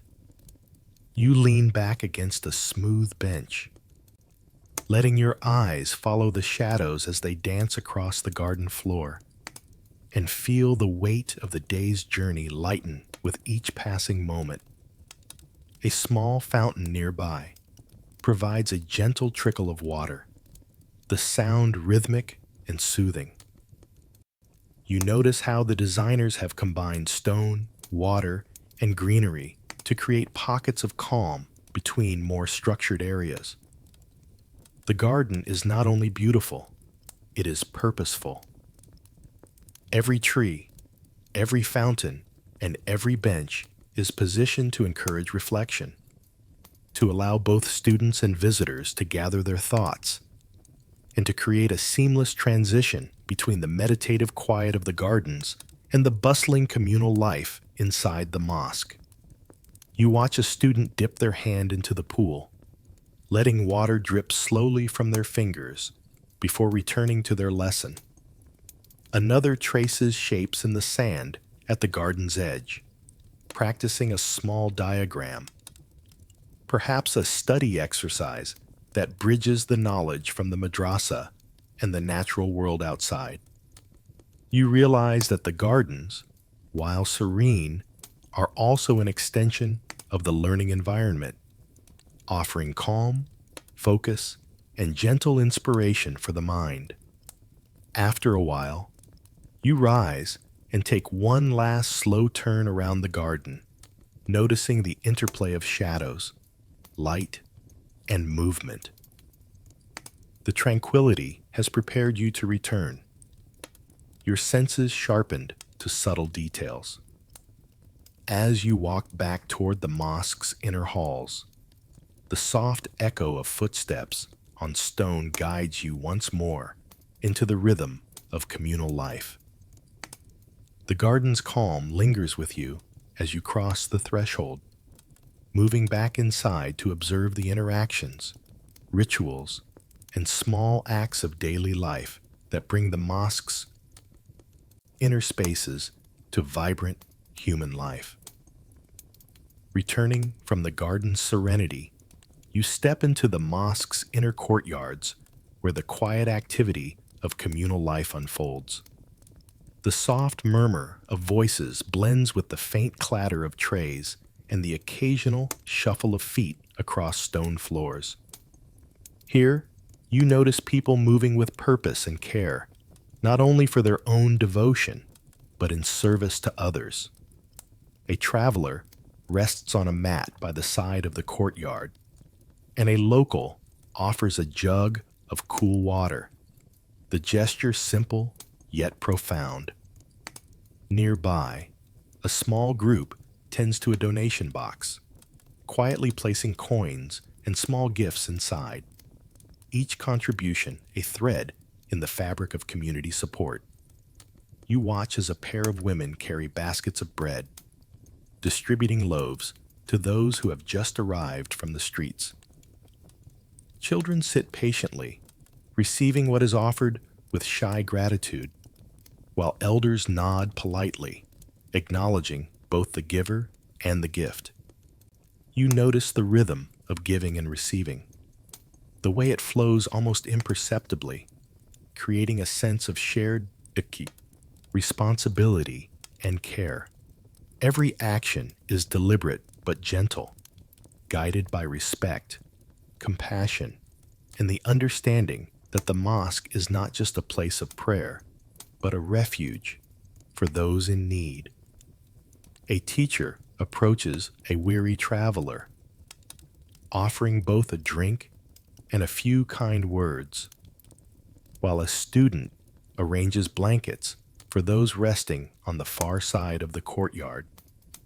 Even small details, a folded mat, a clean jug, a neatly stacked bundle of dates, carry weight here, revealing how hospitality is woven into the mosque's daily life. Observing these acts, you realize that charity here is not just a formal obligation, but a living practice, a seamless part of human interaction that uplifts both giver and receiver. Beyond the immediate courtyard, the aroma of food begins to drift toward you, subtle at first, but growing more distinct with every step. Roasted bread mingles with the sweetness of dates and the gentle scent of spiced lentils. A simmering pot nearby sends a faint wisp of steam, carrying with it warmth, nourishment, and the quiet promise of communal gathering. You notice the movement of people carrying platters, arranging bowls, and ensuring everyone, student, scholar, traveler, or visitor, has a share. The generosity feels natural, almost instinctive, yet it is underpinned by an awareness of the mosque's role as a center of care. You follow the scent of the evening meal as it winds through the courtyard, moving past quiet conversations, soft laughter, and the rhythmic preparation of dishes. Each step brings the sensory experience closer. The texture of freshly baked bread, the rich aroma of simmering stew, and the subtle fragrance of dates and honey. Your attention is drawn to the care with which the food is handled, the attention given to cleanliness and fairness, and the unspoken understanding that the act of sharing nourishes more than just the body. The preparation and distribution of food reveals yet another layer of communal harmony. You watch as students help the travelers, elders offer guidance on proper arrangement, and families quietly set aside portions for the needy. There is an effortless choreography to these moments, an understanding that the mosque's purpose extends beyond prayer, study, and reflection. It is also a space where human kindness is enacted in tangible, meaningful ways.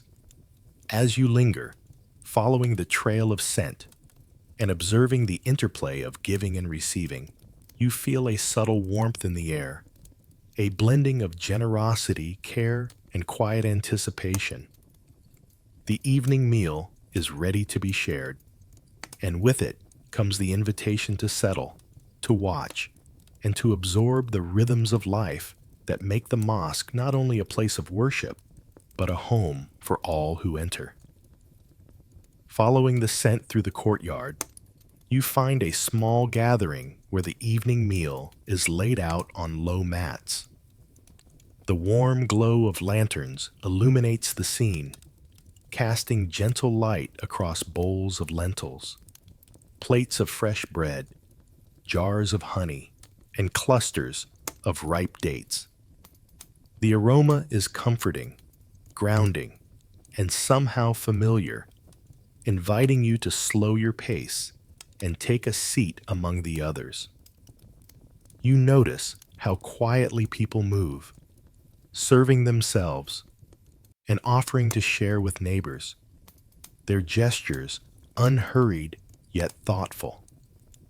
Sitting down, you feel the coolness of the woven mat beneath you, contrasting softly with the warmth of the food before you. A child passes a piece of bread with a shy smile, and you accept it with a nod, feeling the gentle rhythm of communal life. Around you, conversations are muted, punctuated by soft laughter and whispered questions, the sound blending with the faint trickle of water from nearby fountains and the evening breeze rustling palm leaves. The meal is simple, but its simplicity allows a richness of connection, a shared humanity that transcends words. You watch as others dip bread into lentils, drizzle honey over dates, or break off small pieces for someone else. There is a quiet etiquette to the sharing, a balance between taking what you need and offering to others, all carried out without haste or disruption. The rhythm of passing plates, pouring water, and offering food seems almost choreographed, yet it feels natural, effortless, and harmonious. Even the smallest gestures, a hand reaching to steady a bowl, a nod of thanks, a whispered blessing, contribute to the peacefulness of the scene.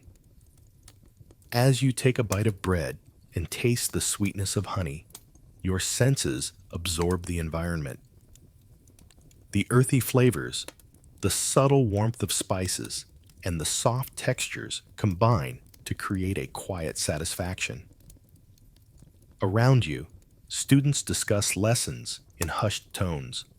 Travelers exchange observations about the town, and elders provide gentle guidance or share a story from memory.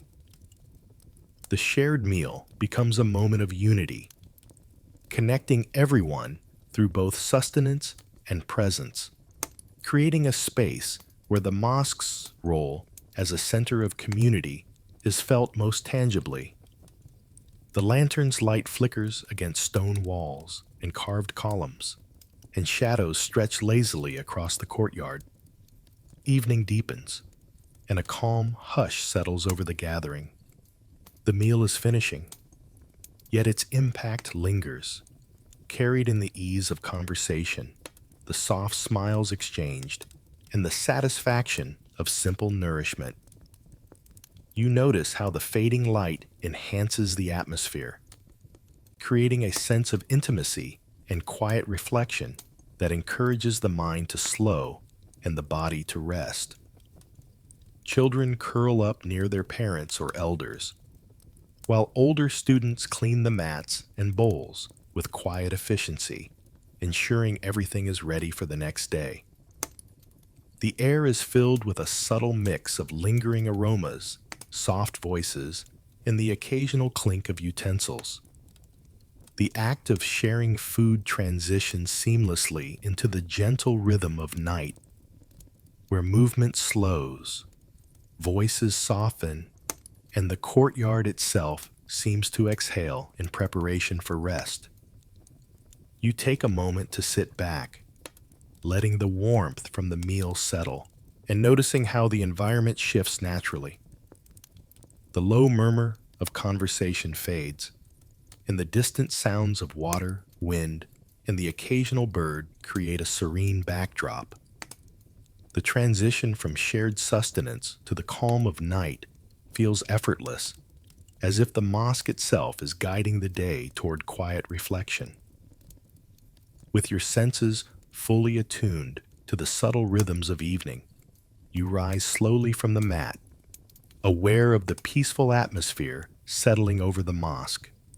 The time for rest, reflection, and gentle observation of nocturnal life has arrived, inviting you to move forward into the softer, quieter hours that lie ahead. As the last echoes of the evening meal fade, the courtyard settles into a hushed tranquility. Lanterns cast pools of golden light that ripple gently across the stone pathways, their glow reflecting in the shallow fountain at the center.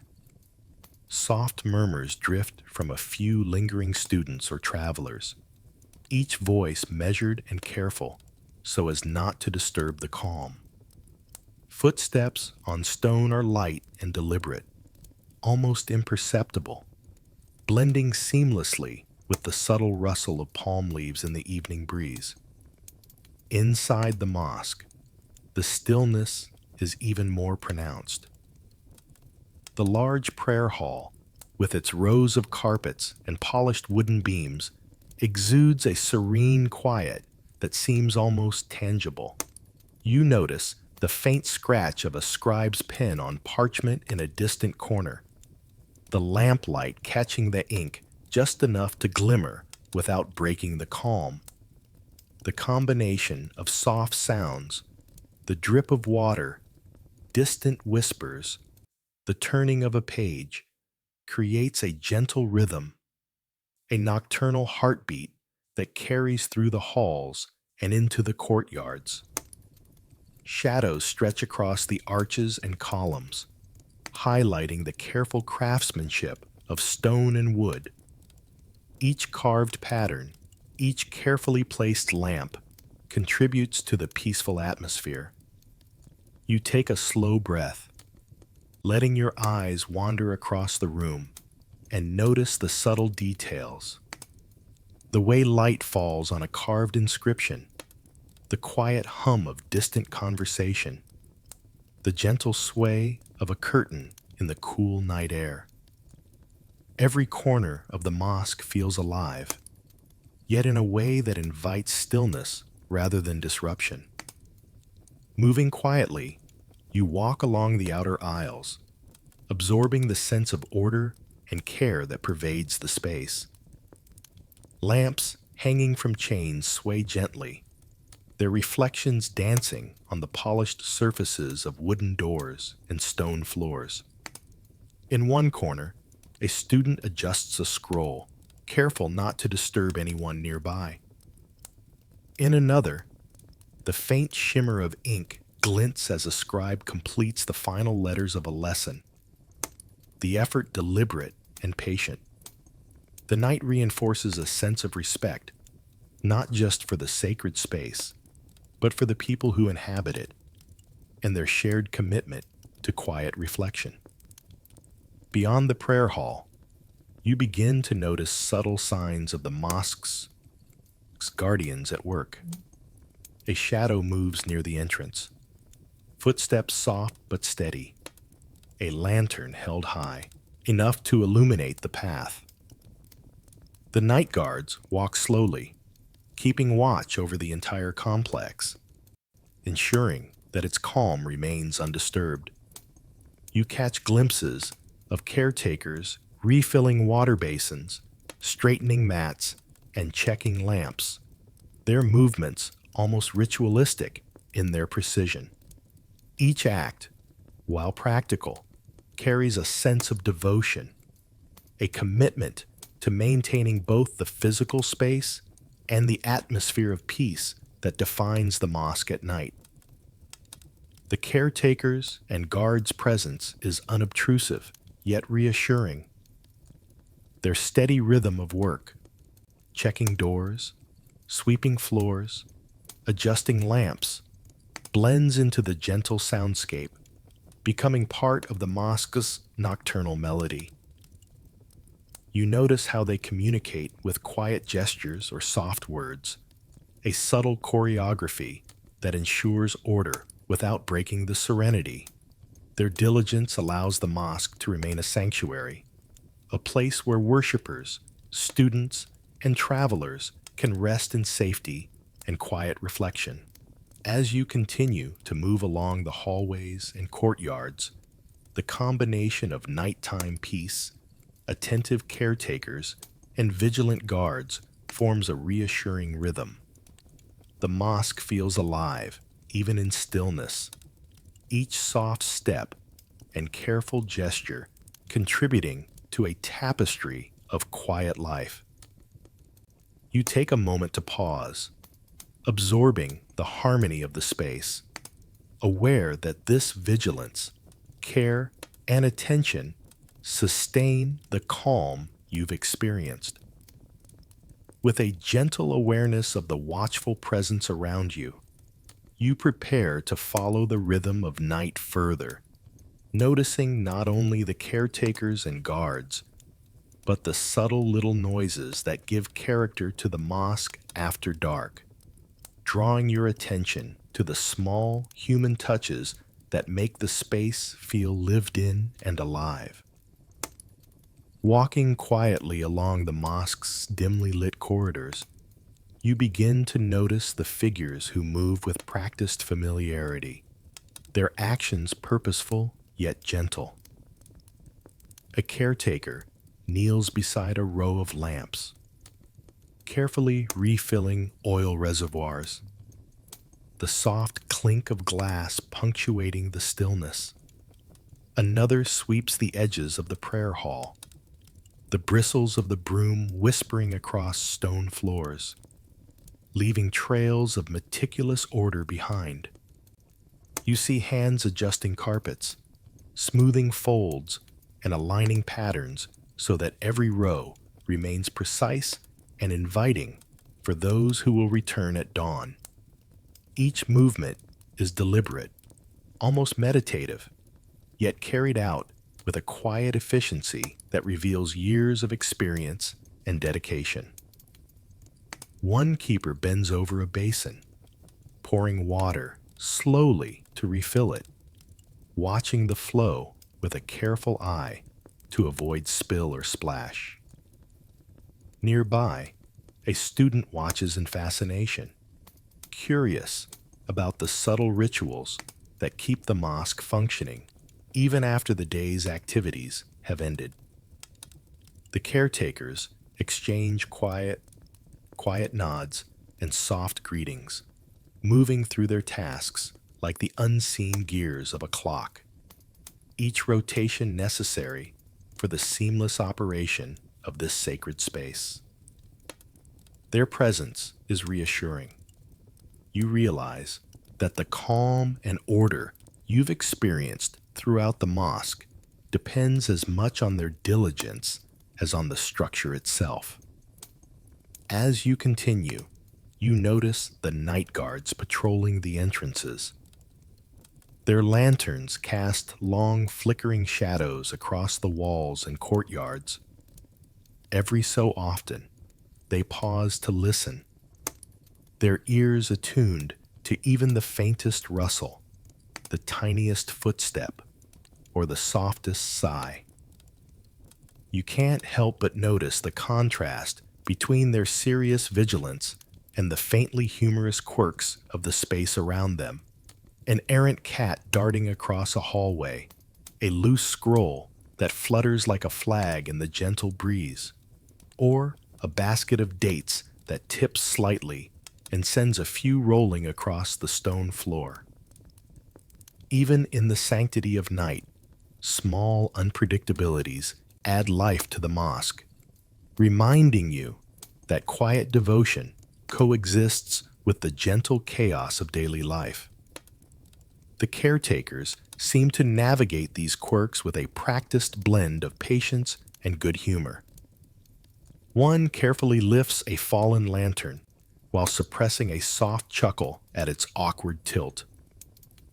Another gently nudges a mischievous student back toward a corner, whispering a reminder to respect the space. You observe their faces, calm yet alert, noting how their work combines responsibility with an understanding of the lighter side of human nature.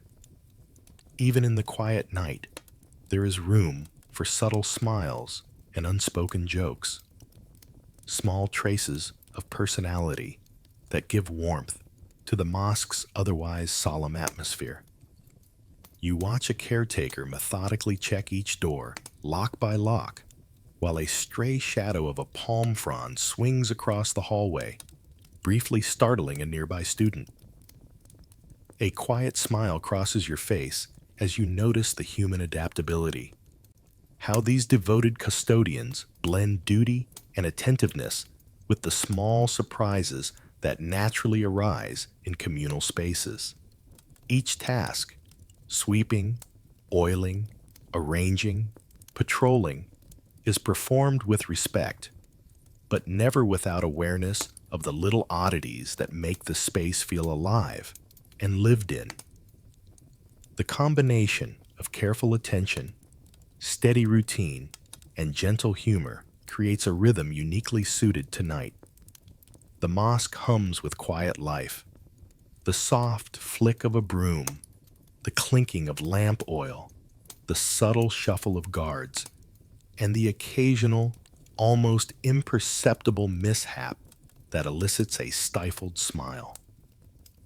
Watching this, you sense the depth of care and community that sustains the mosque, allowing every visitor, student, and worshiper to feel both safe and at home, even in the hushed hours of the night. With the custodian's dedication as your guide, you move forward through the corridors, aware of the little quirks, playful sounds, and human touches that add character to the space.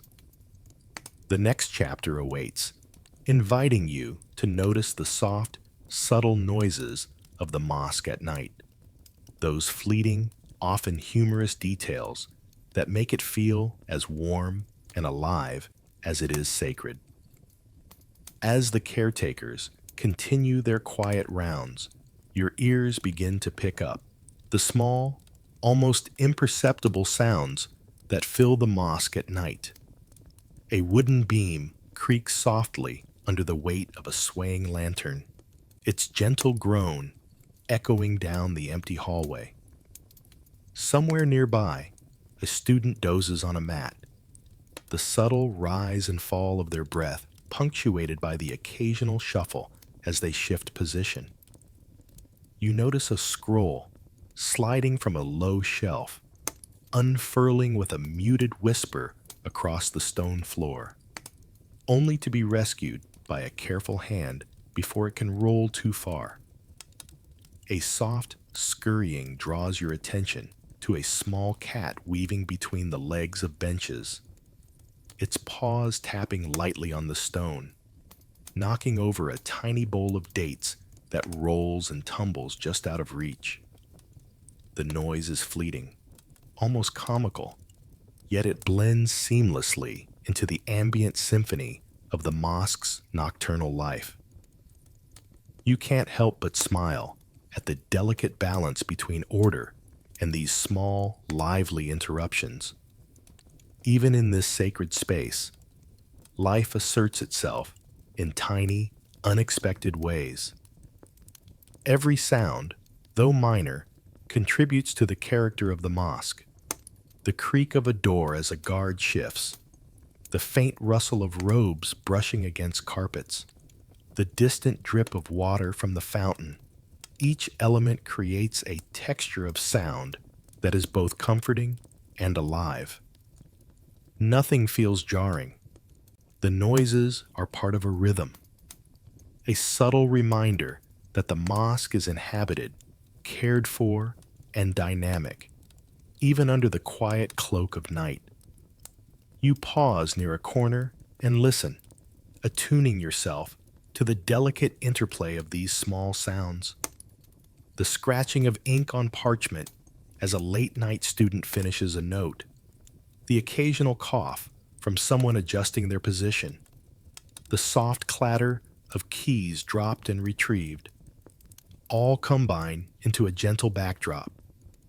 It is a world alive, yet respectful, where even humor and small mistakes exist without disrupting the sacred atmosphere. A faint wind stirs the hanging lanterns, making chains clink softly against each other. The shadows they cast dance across the carved woodwork and patterned floors, accompanying the tiny noises with a visual rhythm. The cat darts past once more, brushing a hanging curtain, and you hear a tiny cascade of rustling fabric and soft thumps. You realize that these minor, often amusing interruptions provide a subtle human touch, a warmth that reminds you the mosque is not merely stone and wood. It is a living place shaped by the people, animals, and movements within it. As your attention lingers on the subtle soundscape, your eyes are drawn upward. The echoes of the creaking beams and clinking lanterns pull you toward the mosque's highest point, where the minaret rises gracefully into the night sky. Its presence, serene yet commanding, has guided your gaze from the streets outside to the gardens and courtyards, and now, once more, draws your focus upward. The minaret, silent and strong in contrast to the playful nocturnal noises, stands as a beacon of structure, rhythm, and observation, connecting the human details you've witnessed to the architectural majesty that shapes both sound and sight within the mosque. With the small nighttime sounds fading gently into the background of your awareness, your path naturally leads you to consider the minaret itself, its height, its design, and the purpose it serves, not only as a visual landmark, but as a focal point for the community. From here, you prepare to ascend mentally and physically, exploring the minaret's significance and the view it offers over the entire mosque and surrounding town. Drawn by the towering silhouette above the mosque, you step toward the minaret, feeling the change in atmosphere as the subtle nighttime noises of the courtyard fade behind you. The stone steps are narrow and worn smooth from countless footsteps, each one echoing softly in the spiraling stairwell. The air grows cooler and fresher as you ascend, carrying with it the faint scent of stone warmed by the day and the gentle night breeze drifting in from the town beyond. Each step feels deliberate, measured, as if the climb itself is part of a quiet meditation, preparing your mind to take in the view that awaits. The walls of the stairwell are adorned with subtle geometric carvings, the faint shadows of lanterns flickering against them as you pass. Occasionally, a sliver of moonlight filters through a narrow window, painting a thin line of silver along the steps. The world below seems distant now. The soft murmurs of the mosque, the rustle of leaves in the garden, the faint clink of a lamp, all receding as you rise higher. You pause briefly at a landing, letting your eyes adjust and taking in the gentle sway of palm fronds far below, their movement echoing the rhythm of your breath. With each turn of the spiral, the city stretches wider before you. The rooftops of stone and clay, narrow alleyways lit by amber lamps, and courtyards dotted with pools and gardens all unfold in a mosaic of shapes and muted colors. The minaret's height gives a new perspective, allowing you to see the interconnectedness of streets, homes, and the mosque itself, a hub of life and learning. You notice the gentle flow of people moving quietly through evening rituals and nightly duties, their movements almost imperceptible from this elevated vantage point, yet part of a living rhythm that binds the community together. Higher still, the air feels lighter, fresher, carrying with it the distant sense of bread, spices, and the evening meal you observed earlier. The city seems suspended between movement and stillness, a perfect balance of human activity and quiet repose. You pause at a narrow balcony, leaning gently against the carved stone railing, and feel a subtle thrill at the vastness below. The gentle night breeze brushes your face, carrying the distant call of an animal or the faint ripple of water, heightening your awareness of both the city's expanse and the intimate details of its life. As you trace the horizon, the mosque itself appears smaller, yet central, a grounding presence in the midst of the sprawling town. From this height, the careful design of courtyards, gardens, and walkways becomes clear. The placement of fountains, trees, and lamps reveals an intentional choreography that guides movement and attention even after dark. You realize how much thought has gone into creating spaces for reflection, learning, and communal life, both within the mosque and in its surrounding environment. The climb slows now, your breath steadying, the rhythmic sound of your footsteps mingling with the faint night air. You take a final glance at the city's expanse, letting your gaze linger on the gentle lights, the open courtyards, and the quiet streets.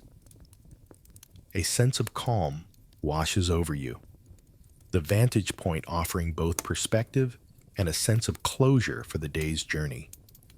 The city feels alive, yet tranquil, and you sense a harmony between human effort and the soft embrace of night.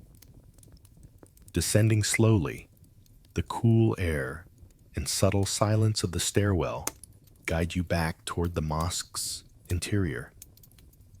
Your muscles relax. Your mind carries the serenity of the elevated view, and a gentle awareness of fatigue begins to settle in. With the minaret behind you, the time to rest draws near. You follow the soft corridors back toward quiet corners prepared for travelers and students, ready to sink into the comfort of the mosque's sleeping quarters and let the calm of night carry you toward slumber. Following the soft corridors from the minaret, you arrive at the designated sleeping quarters for travelers. The space is simple yet inviting. Rows of rolled mats neatly arranged on the cool stone floor, each topped with a woven blanket folded with care. Lanterns hang low, their warm light dimmed to a gentle glow that casts long, comforting shadows across the walls. The air carries a faint scent of straw and linen, mingling with the distant fragrances of the gardens and evening meal you experienced earlier. The quiet is profound, broken only by soft, occasional murmurs of travelers settling in, or the faint creak of a mat being adjusted. You select a spot near a low, arched window where the night breeze drifts in softly, carrying the subtle sounds of the courtyard, the distant trickle of water, a gentle rustling of leaves, and the faint murmur of caretakers completing their rounds. Rolling out your mat, you smooth the blanket over it, feeling the cool texture beneath your palms. Each movement is deliberate, a small ritual in itself, inviting the mind and body to slow. Around you, others adjust their spaces, settling into similar routines. The shared rhythm, forming an unspoken harmony among strangers, now united by rest. A traveler nearby shifts slightly, adjusting a pillow, while another exhales quietly, settling into a deepened calm. You notice the soft folds of blankets, the neat arrangement of personal items, and the careful placement of lanterns just enough to offer comfort without disturbing the peaceful atmosphere. The room hums gently with subtle life, a breathing traveler, a shifting mat, the occasional soft footfall of someone retrieving water or adjusting a covering. Each sound blends seamlessly into the nocturnal rhythm of the mosque, creating a soothing backdrop for those preparing to sleep. Lying down, you feel the weight of the day begin to lift from your shoulders. The mat supports you firmly yet comfortably, while the blanket offers a gentle warmth against the cool night air. You close your eyes briefly, allowing the memory of the mosque's gardens, the quiet prayers, and the city lights from the minaret to drift through your mind.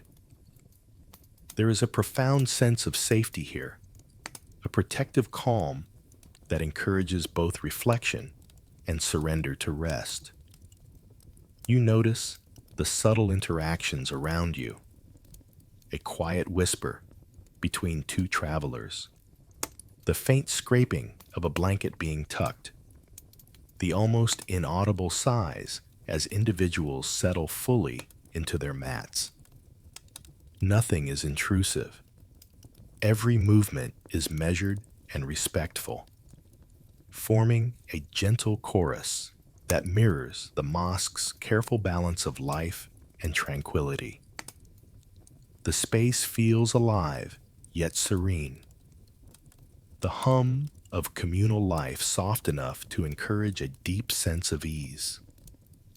As you adjust your position, the cool stone beneath your mat contrasts with the warmth of the blanket above, anchoring you to the moment. Your breathing slows, matching the gentle rhythm of the night around you.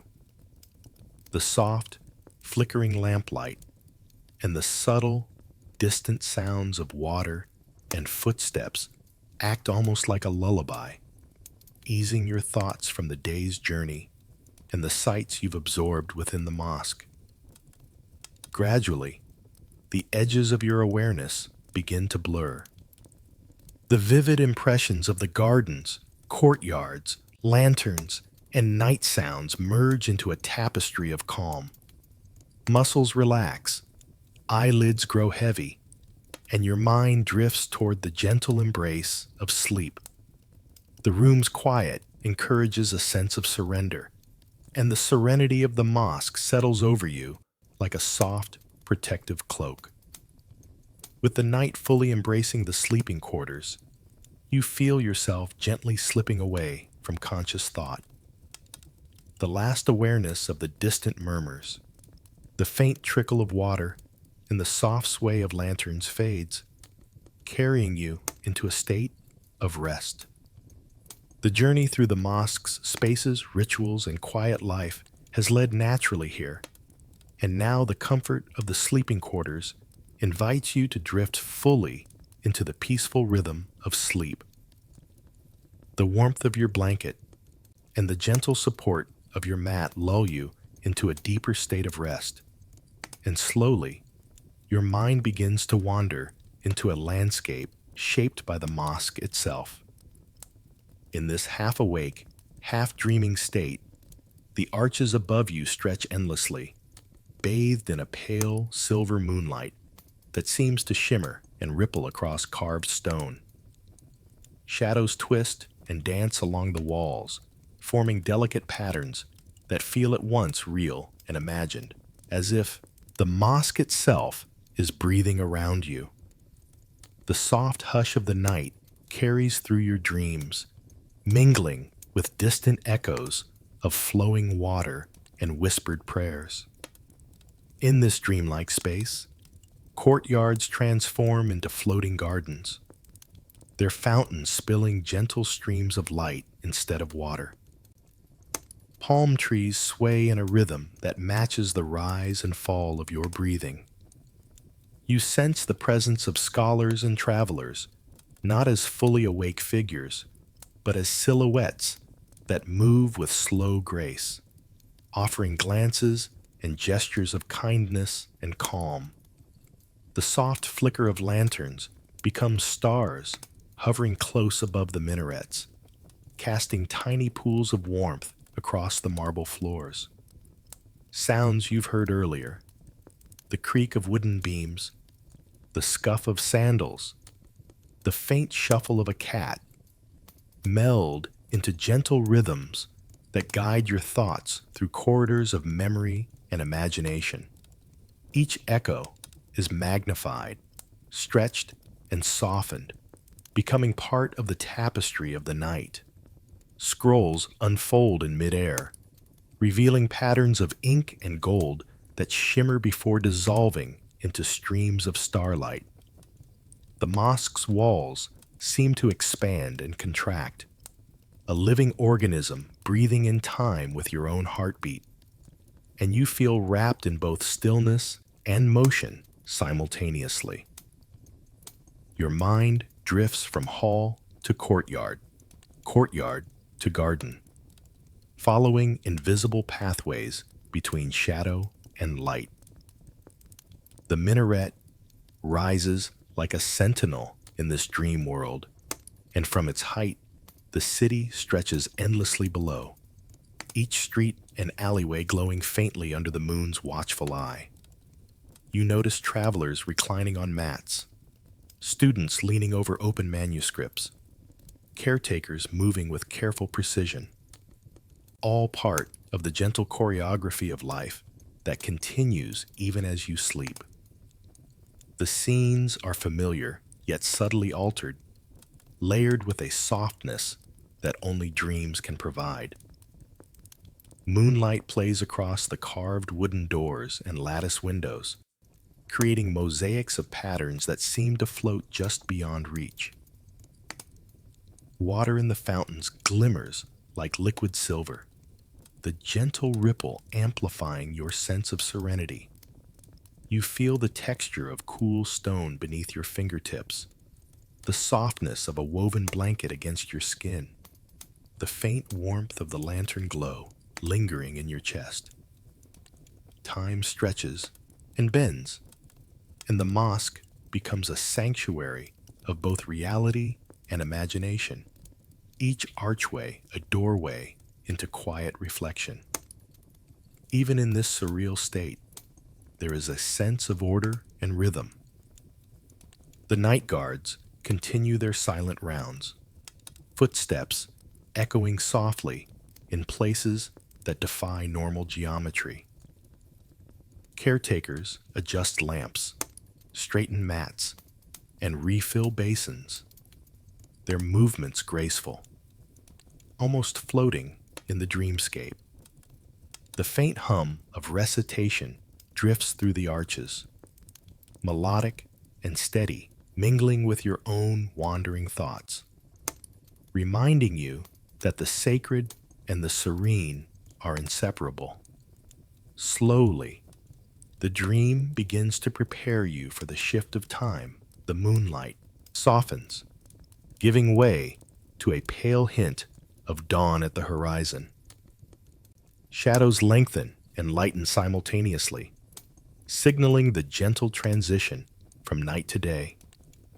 Your breathing deepens, muscles relax further, and the sense of drifting merges seamlessly with the anticipation of waking. The arches, the fountains, the lanterns, and the gardens recede into memory, leaving a residue of calm that follows you as the first light of morning begins to touch the mosque. With the city still hushed but slowly stirring, your consciousness starts to return to the present, guided by the soft glow of early light. The dream beneath the arches dissolves gracefully, preparing you to awaken at dawn, ready to witness the new day and the quiet renewal of life within the mosque's walls. As the first whispers of dawn touch the horizon, a gentle glow begins to spill through the wooden shutters of the mosque. Thin beams of sunlight filter into the hall, casting warm stripes across stone floors and carpets that had been softly illuminated only by lanterns hours before. The amber light shifts slowly, touching carved arches and calligraphy with a subtle brilliance that feels almost sacred in its quiet awakening. The lamps, once guardians of night, now dim and fade into the background, their gentle flicker surrendering to the natural radiance that fills the mosque. The air carries a slight crispness, a freshness that signals the beginning of a new day. You notice how it drifts through open windows and doors, rustling the fabric of curtains and stirring the faint scent of the gardens beyond.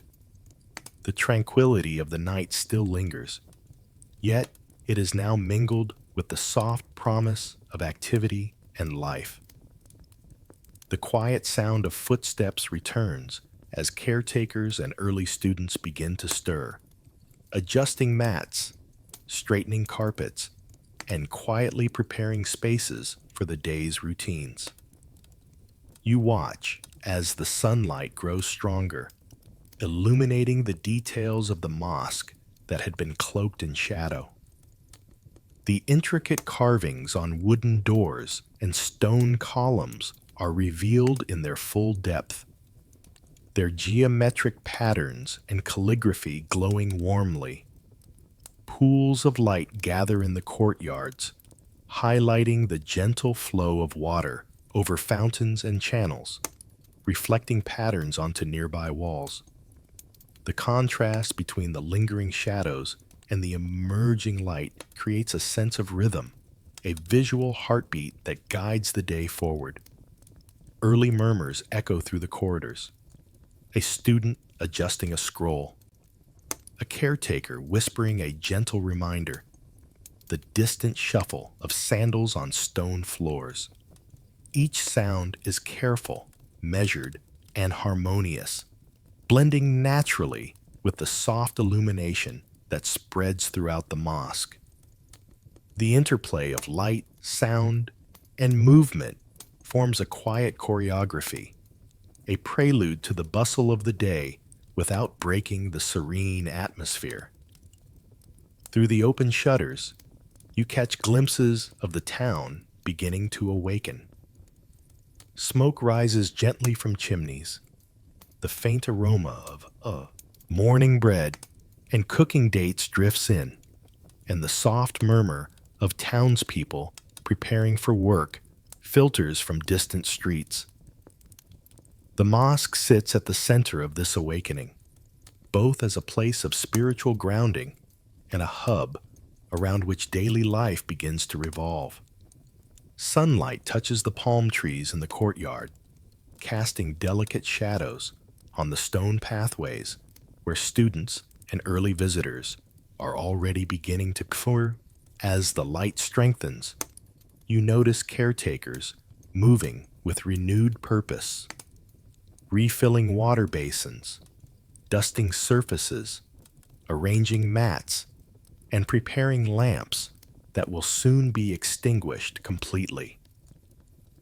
There is a natural rhythm to their movements, a silent understanding of the day's routines that creates a seamless transition from night to morning. The mosque feels alive, yet calm, energized without losing its peaceful character. A space perfectly attuned to the human and natural cycles around it. The first rays of dawn also illuminate the faces of early risers. Students gather quietly in small groups, stretching limbs and exchanging whispered greetings. Travelers adjust their bedding, feeling the cool morning air against their skin, while scholars ready their manuscripts and ink for study. Every movement, every gesture, feels part of the broader awakening of the mosque, each person contributing to the continuity of daily life with care and respect. The gentle transformation from night to day, shadow to light, prepares both the mosque and its occupants for the rhythm of morning. The warmth of sunlight, the soft scents of dawn, and the subtle sounds of activity invite you to rise with them, carrying the serenity of the night forward, while embracing the gentle momentum of life now stirring all around. With the hall bathed in soft golden light and the early community moving through quiet routines, the mosque is fully awake. You follow this natural transition outward toward the courtyards, where the morning life of the town and the mosque's inhabitants begins in earnest, ready to observe and participate in the day's first activities. As the sunlight fills the mosque's interior, the gentle rhythm of early morning life begins to unfold. In the corners of the hall, caretakers move quietly but efficiently, checking lamps, arranging carpets, and ensuring that every detail is ready for the day ahead. Their steps are soft yet purposeful, each movement part of a practiced routine that balances precision with calm. The faint clink of metal, the rustle of fabric, and the subtle splash of water from fountains create a layered symphony, marking the start of the community's day without disturbing the serene atmosphere that has lingered since night. Beyond the mosque walls, the town begins to hum with its own awakening. Workers stir in nearby shops and workshops, the rhythmic hammering of tools and the scrape of blades against wood or stone blending into the distant murmur of conversation. Merchants begin to open stalls, arranging goods carefully in anticipation of the day's visitors. The aroma of freshly baked bread and simmering stews drifts through the streets, mingling with the soft scent of palm fronds and morning dew. From this vantage point, you can sense the town's heartbeat, the steady pulse of human activity rising in quiet, harmonious layers. Inside the mosque, students start to gather in small clusters, their steps light on the stone floors. Some unroll mats to sit and stretch, while others organize their scrolls and ink pots, preparing for lessons that will soon begin.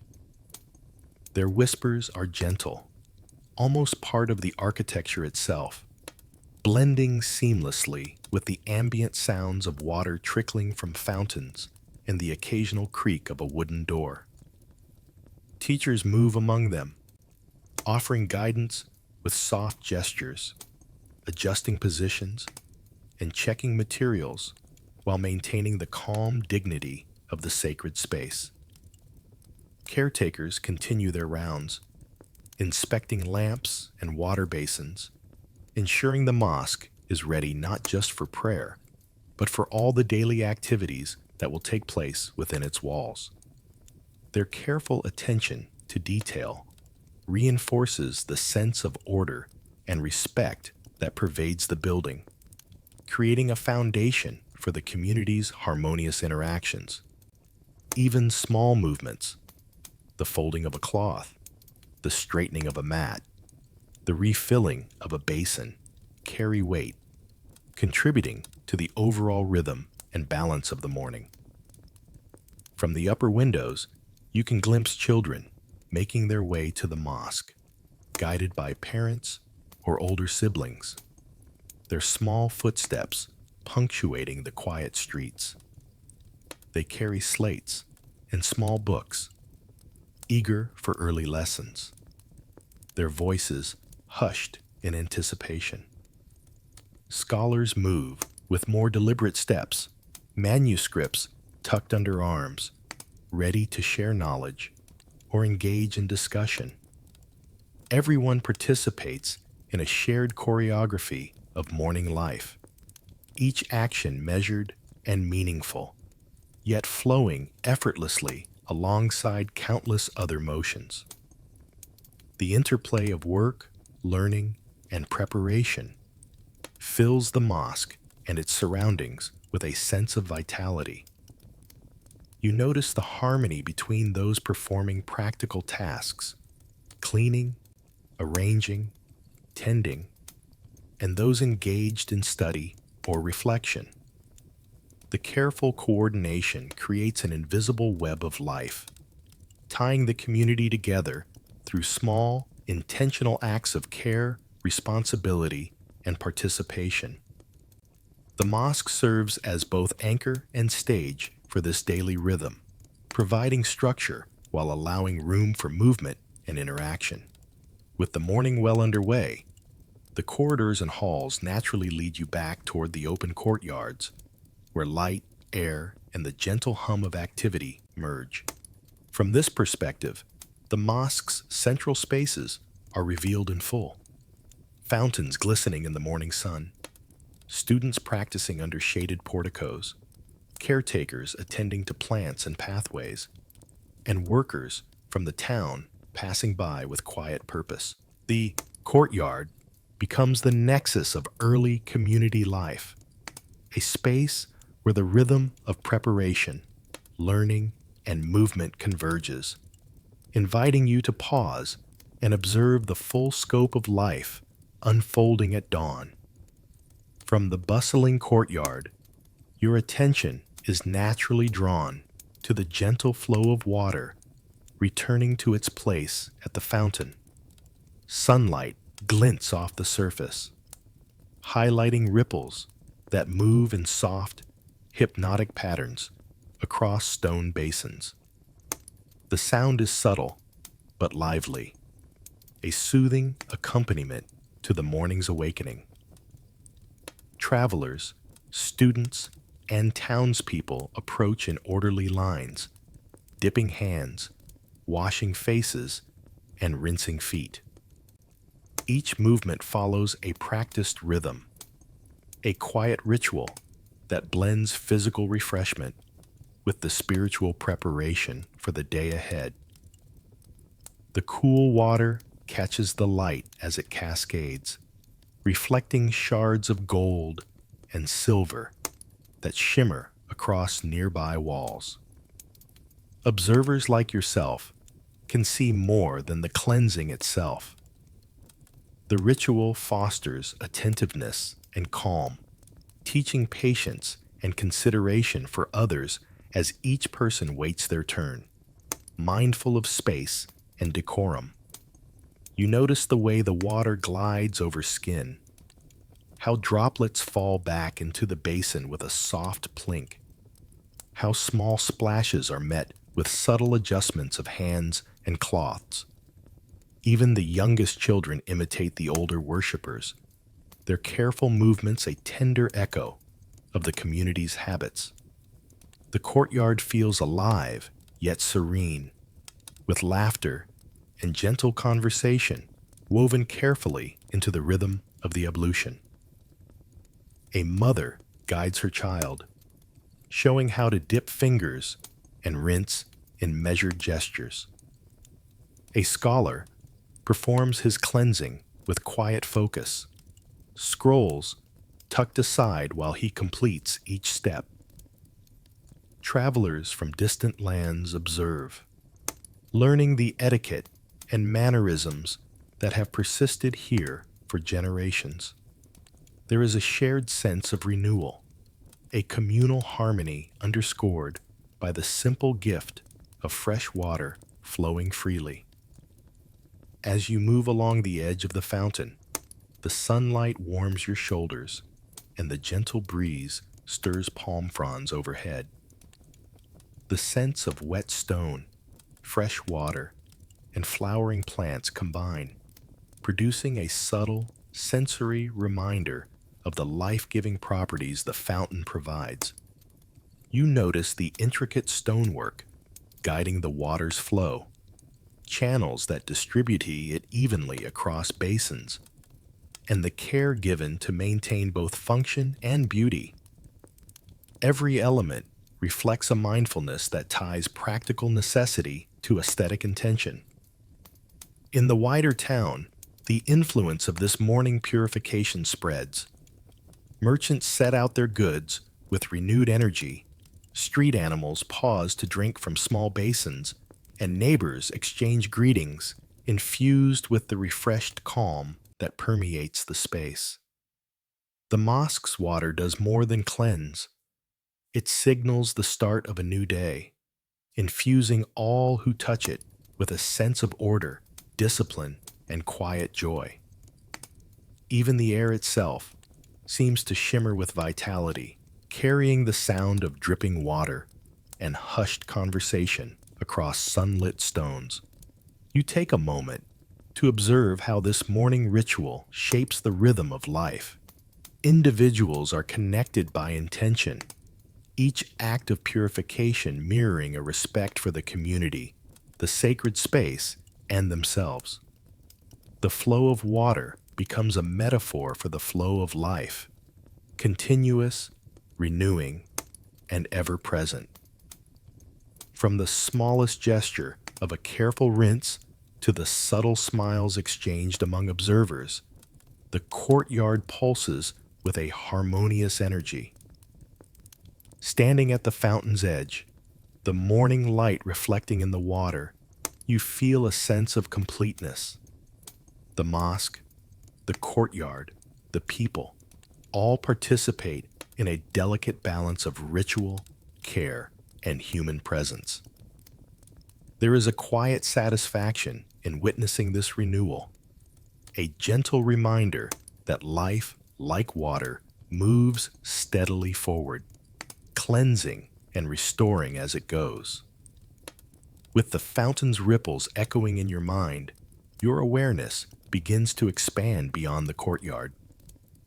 The morning purification, the cool water, and the revitalized town leave a lasting impression, naturally guiding your thoughts toward reflection on the mosque's enduring role.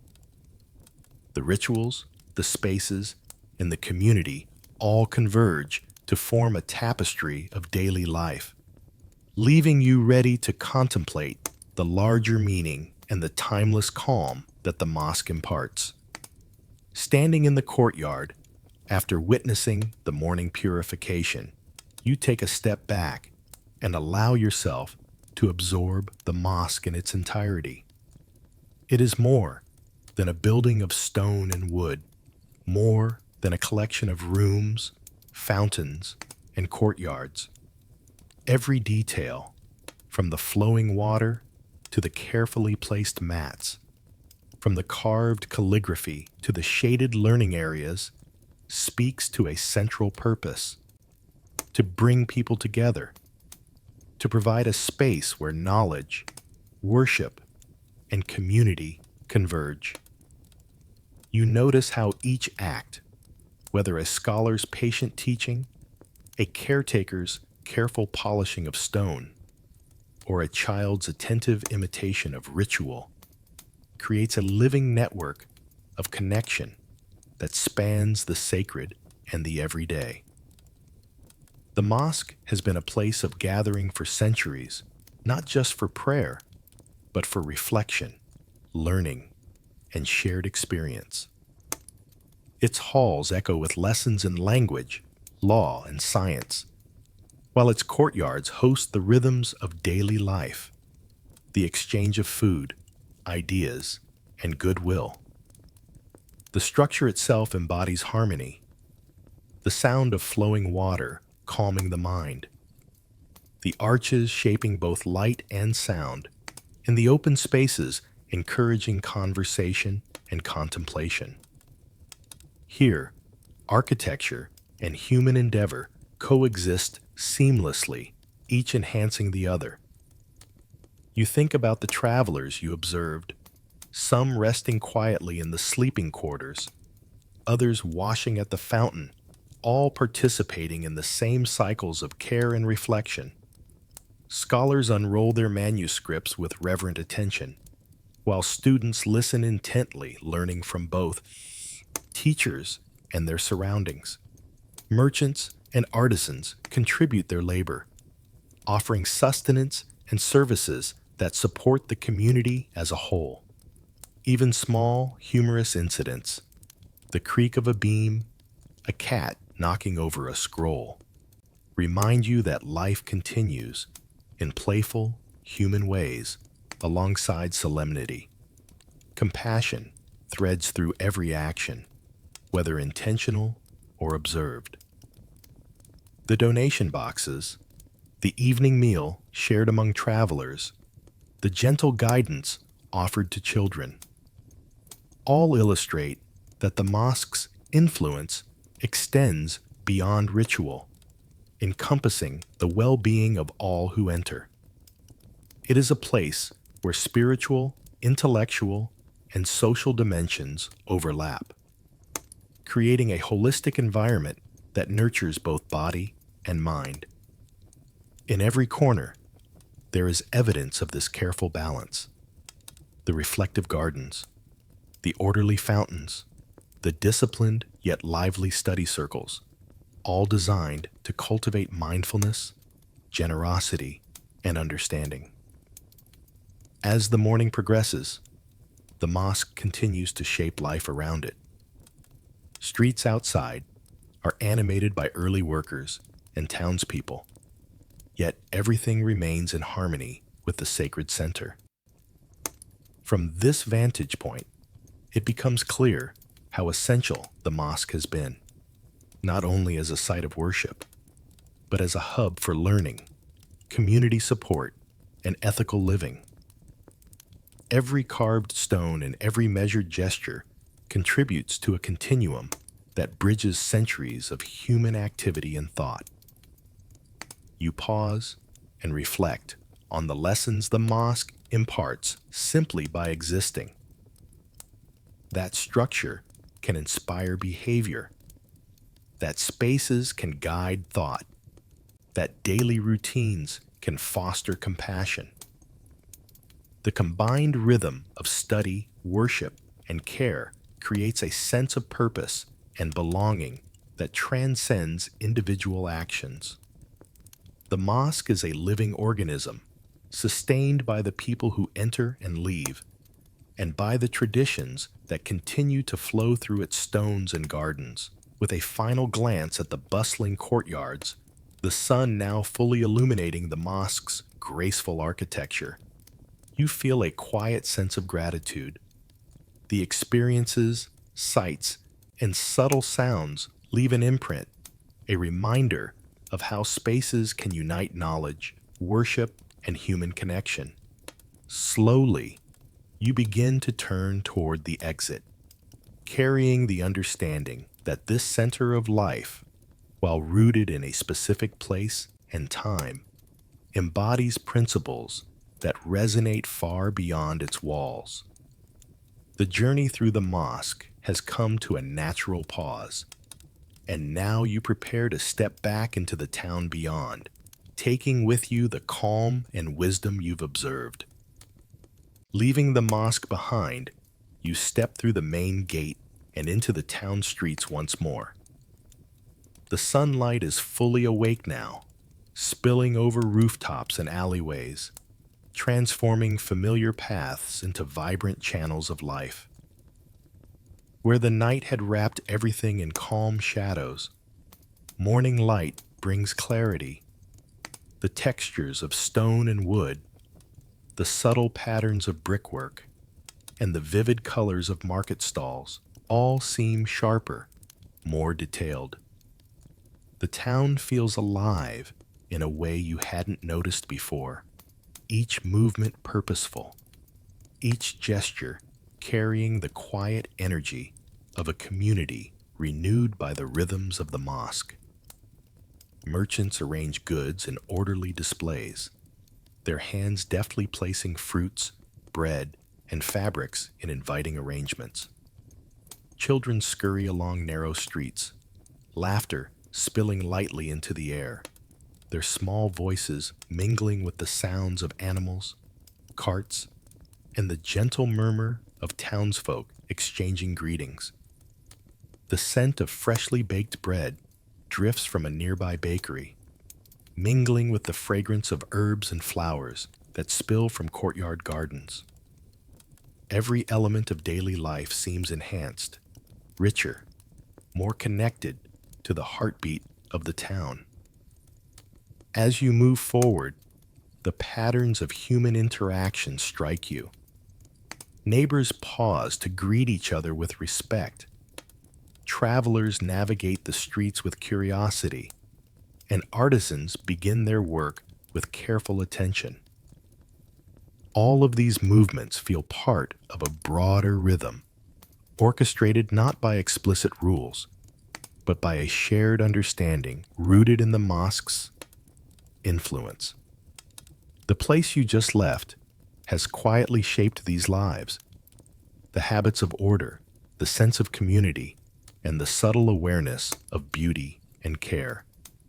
Looking around, you notice small details you hadn't seen before. A carefully tied bundle of fabric at a stall. A mother guiding her child's hand as they collect water from a communal fountain. The delicate tilt of a lamp swaying in the morning breeze. Even ordinary moments carry significance here, framed by the structure and teachings of the mosque, reminding you that sacred influence extends far beyond walls or rituals. The town feels lighter, more harmonious, imbued with hope and purpose that stretches into every street and courtyard. You pause for a moment, letting the sights and sounds settle around you. The lessons of the mosque, the calm of the night, the reflective mornings, and the flow of water all converge in your mind. There is a sense of continuity, the night's stillness, the morning purification, the bustling courtyard, and now this lively street. All stages of a day and a life shaped by mindful practices and shared spaces. You realize how subtly the mosque connects individual actions to a greater whole, fostering both personal reflection and communal care. As you continue walking, the town unfolds like a story in motion. Each passerby, each merchant, and each student seems part of a living tapestry. Threads interwoven with intent, ritual, and kindness. The energy is palpable but measured, alive but grounded. The streets are no longer just pathways. They are extensions of the mosque's influence, spaces where lessons of respect, generosity, and mindfulness naturally carry over into everyday life. With each step, the contrast between entering and leaving the mosque becomes clear. Where once your focus was on inner reflection, now it is on the living, breathing world shaped by that reflection. The bright sunlight, the sounds of commerce, the laughter of children, and the gentle guidance of elders all remind you that the sacred does not end at a threshold. It flows outward, touching everything it meets. Walking further down the streets, you carry with you this awareness of connection and calm. The town is transformed in your eyes, more hopeful, more vivid, and more alive than it had appeared before. Each movement, each interaction, is a reflection of the lessons and serenity you experienced within the mosque. With a final glance at the courtyard and the minaret in the distance, you continue onward, stepping fully back into the world, yet carrying the quiet grounding and timeless peace you have discovered. As you continue along the sunlit streets, the memories of the mosque and its courtyard linger in your mind, settling like gentle dust that refuses to be shaken off. Every detail, the flowing fountains, the careful gestures of caretakers, the soft recitations echoing in the halls, and the laughter of children learning under shaded porticos, remains vivid, a mosaic of calm and purpose. The town outside moves with energy, yet you carry within you a slower, steadier rhythm, a personal pulse attuned to the lessons you've quietly observed throughout the day and night. Each step forward feels measured, yet effortless, as if the peace you absorbed has become part of your own movement. You notice small things differently now: the way sunlight filters through leafy branches, the soft brushing of fabric as someone adjusts their robes, the distant trill of birds beginning their morning chorus. There is no rush. There is no urgency. You are walking not just through streets, but through an internal landscape reshaped by serenity, knowledge, and the shared humanity of a community centered on care and mindfulness. Your mind drifts to the courtyard fountains again, imagining the water flowing endlessly, symbolizing both the literal refreshment of morning ablutions and the metaphorical flow of wisdom and compassion. You recall the scholars patiently teaching, the students absorbing knowledge with focused attention, the travelers quietly resting, and the caretakers tending to every detail. All these acts, both grand and minute, converge into a singular sense of balance, reminding you that calm and order are cultivated through attention, respect, and presence.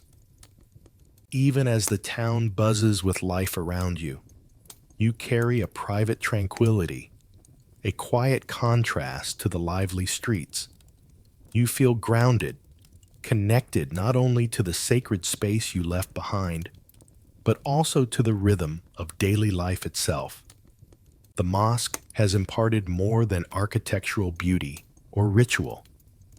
It has instilled a sense of harmony that flows into ordinary acts: greeting a neighbor, pausing to watch a child play, noticing the intricate pattern of a tiled roof or a carved doorway.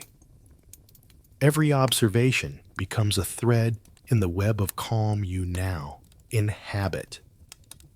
Your footsteps slow further as the day progresses, each one echoing softly on stone pathways, reminding you that movement itself can be a meditation. Thoughts drift without pressure, weaving together the knowledge, compassion, and communal warmth you have absorbed. The balance of study, prayer, and daily life observed within the mosque now resonates internally, a gentle harmony that feels as natural as breathing. There is no need to rush. The lessons of patience and presence have taken root. In moments of stillness, you reflect on the subtle humor you witnessed: the creaking beams, the falling scroll, the playful cat. But these details do not disrupt the peace. Instead, they remind you that life is gentle and unpredictable, and that serenity can coexist with whimsy. The mosque and the town together exemplify how sacred spaces inform human behavior, offering both structure and freedom, discipline and compassion, focus and levity. As evening slowly approaches, you imagine the mosque again bathed in lantern light, the fountains glimmering, students reading, caretakers moving with quiet care. The memory is soft and comforting, like a lullaby that carries through your steps and into your mind. You realize that the peace you have witnessed is not bound to walls or gates. It resides in you now, ready to accompany you wherever your path leads. With a final, deep breath, you feel a sense of timeless tranquility settle over your body and mind. The calm, the wisdom, and the gentle rhythm of community become part of your own pace, infusing each heartbeat, each thought, each step.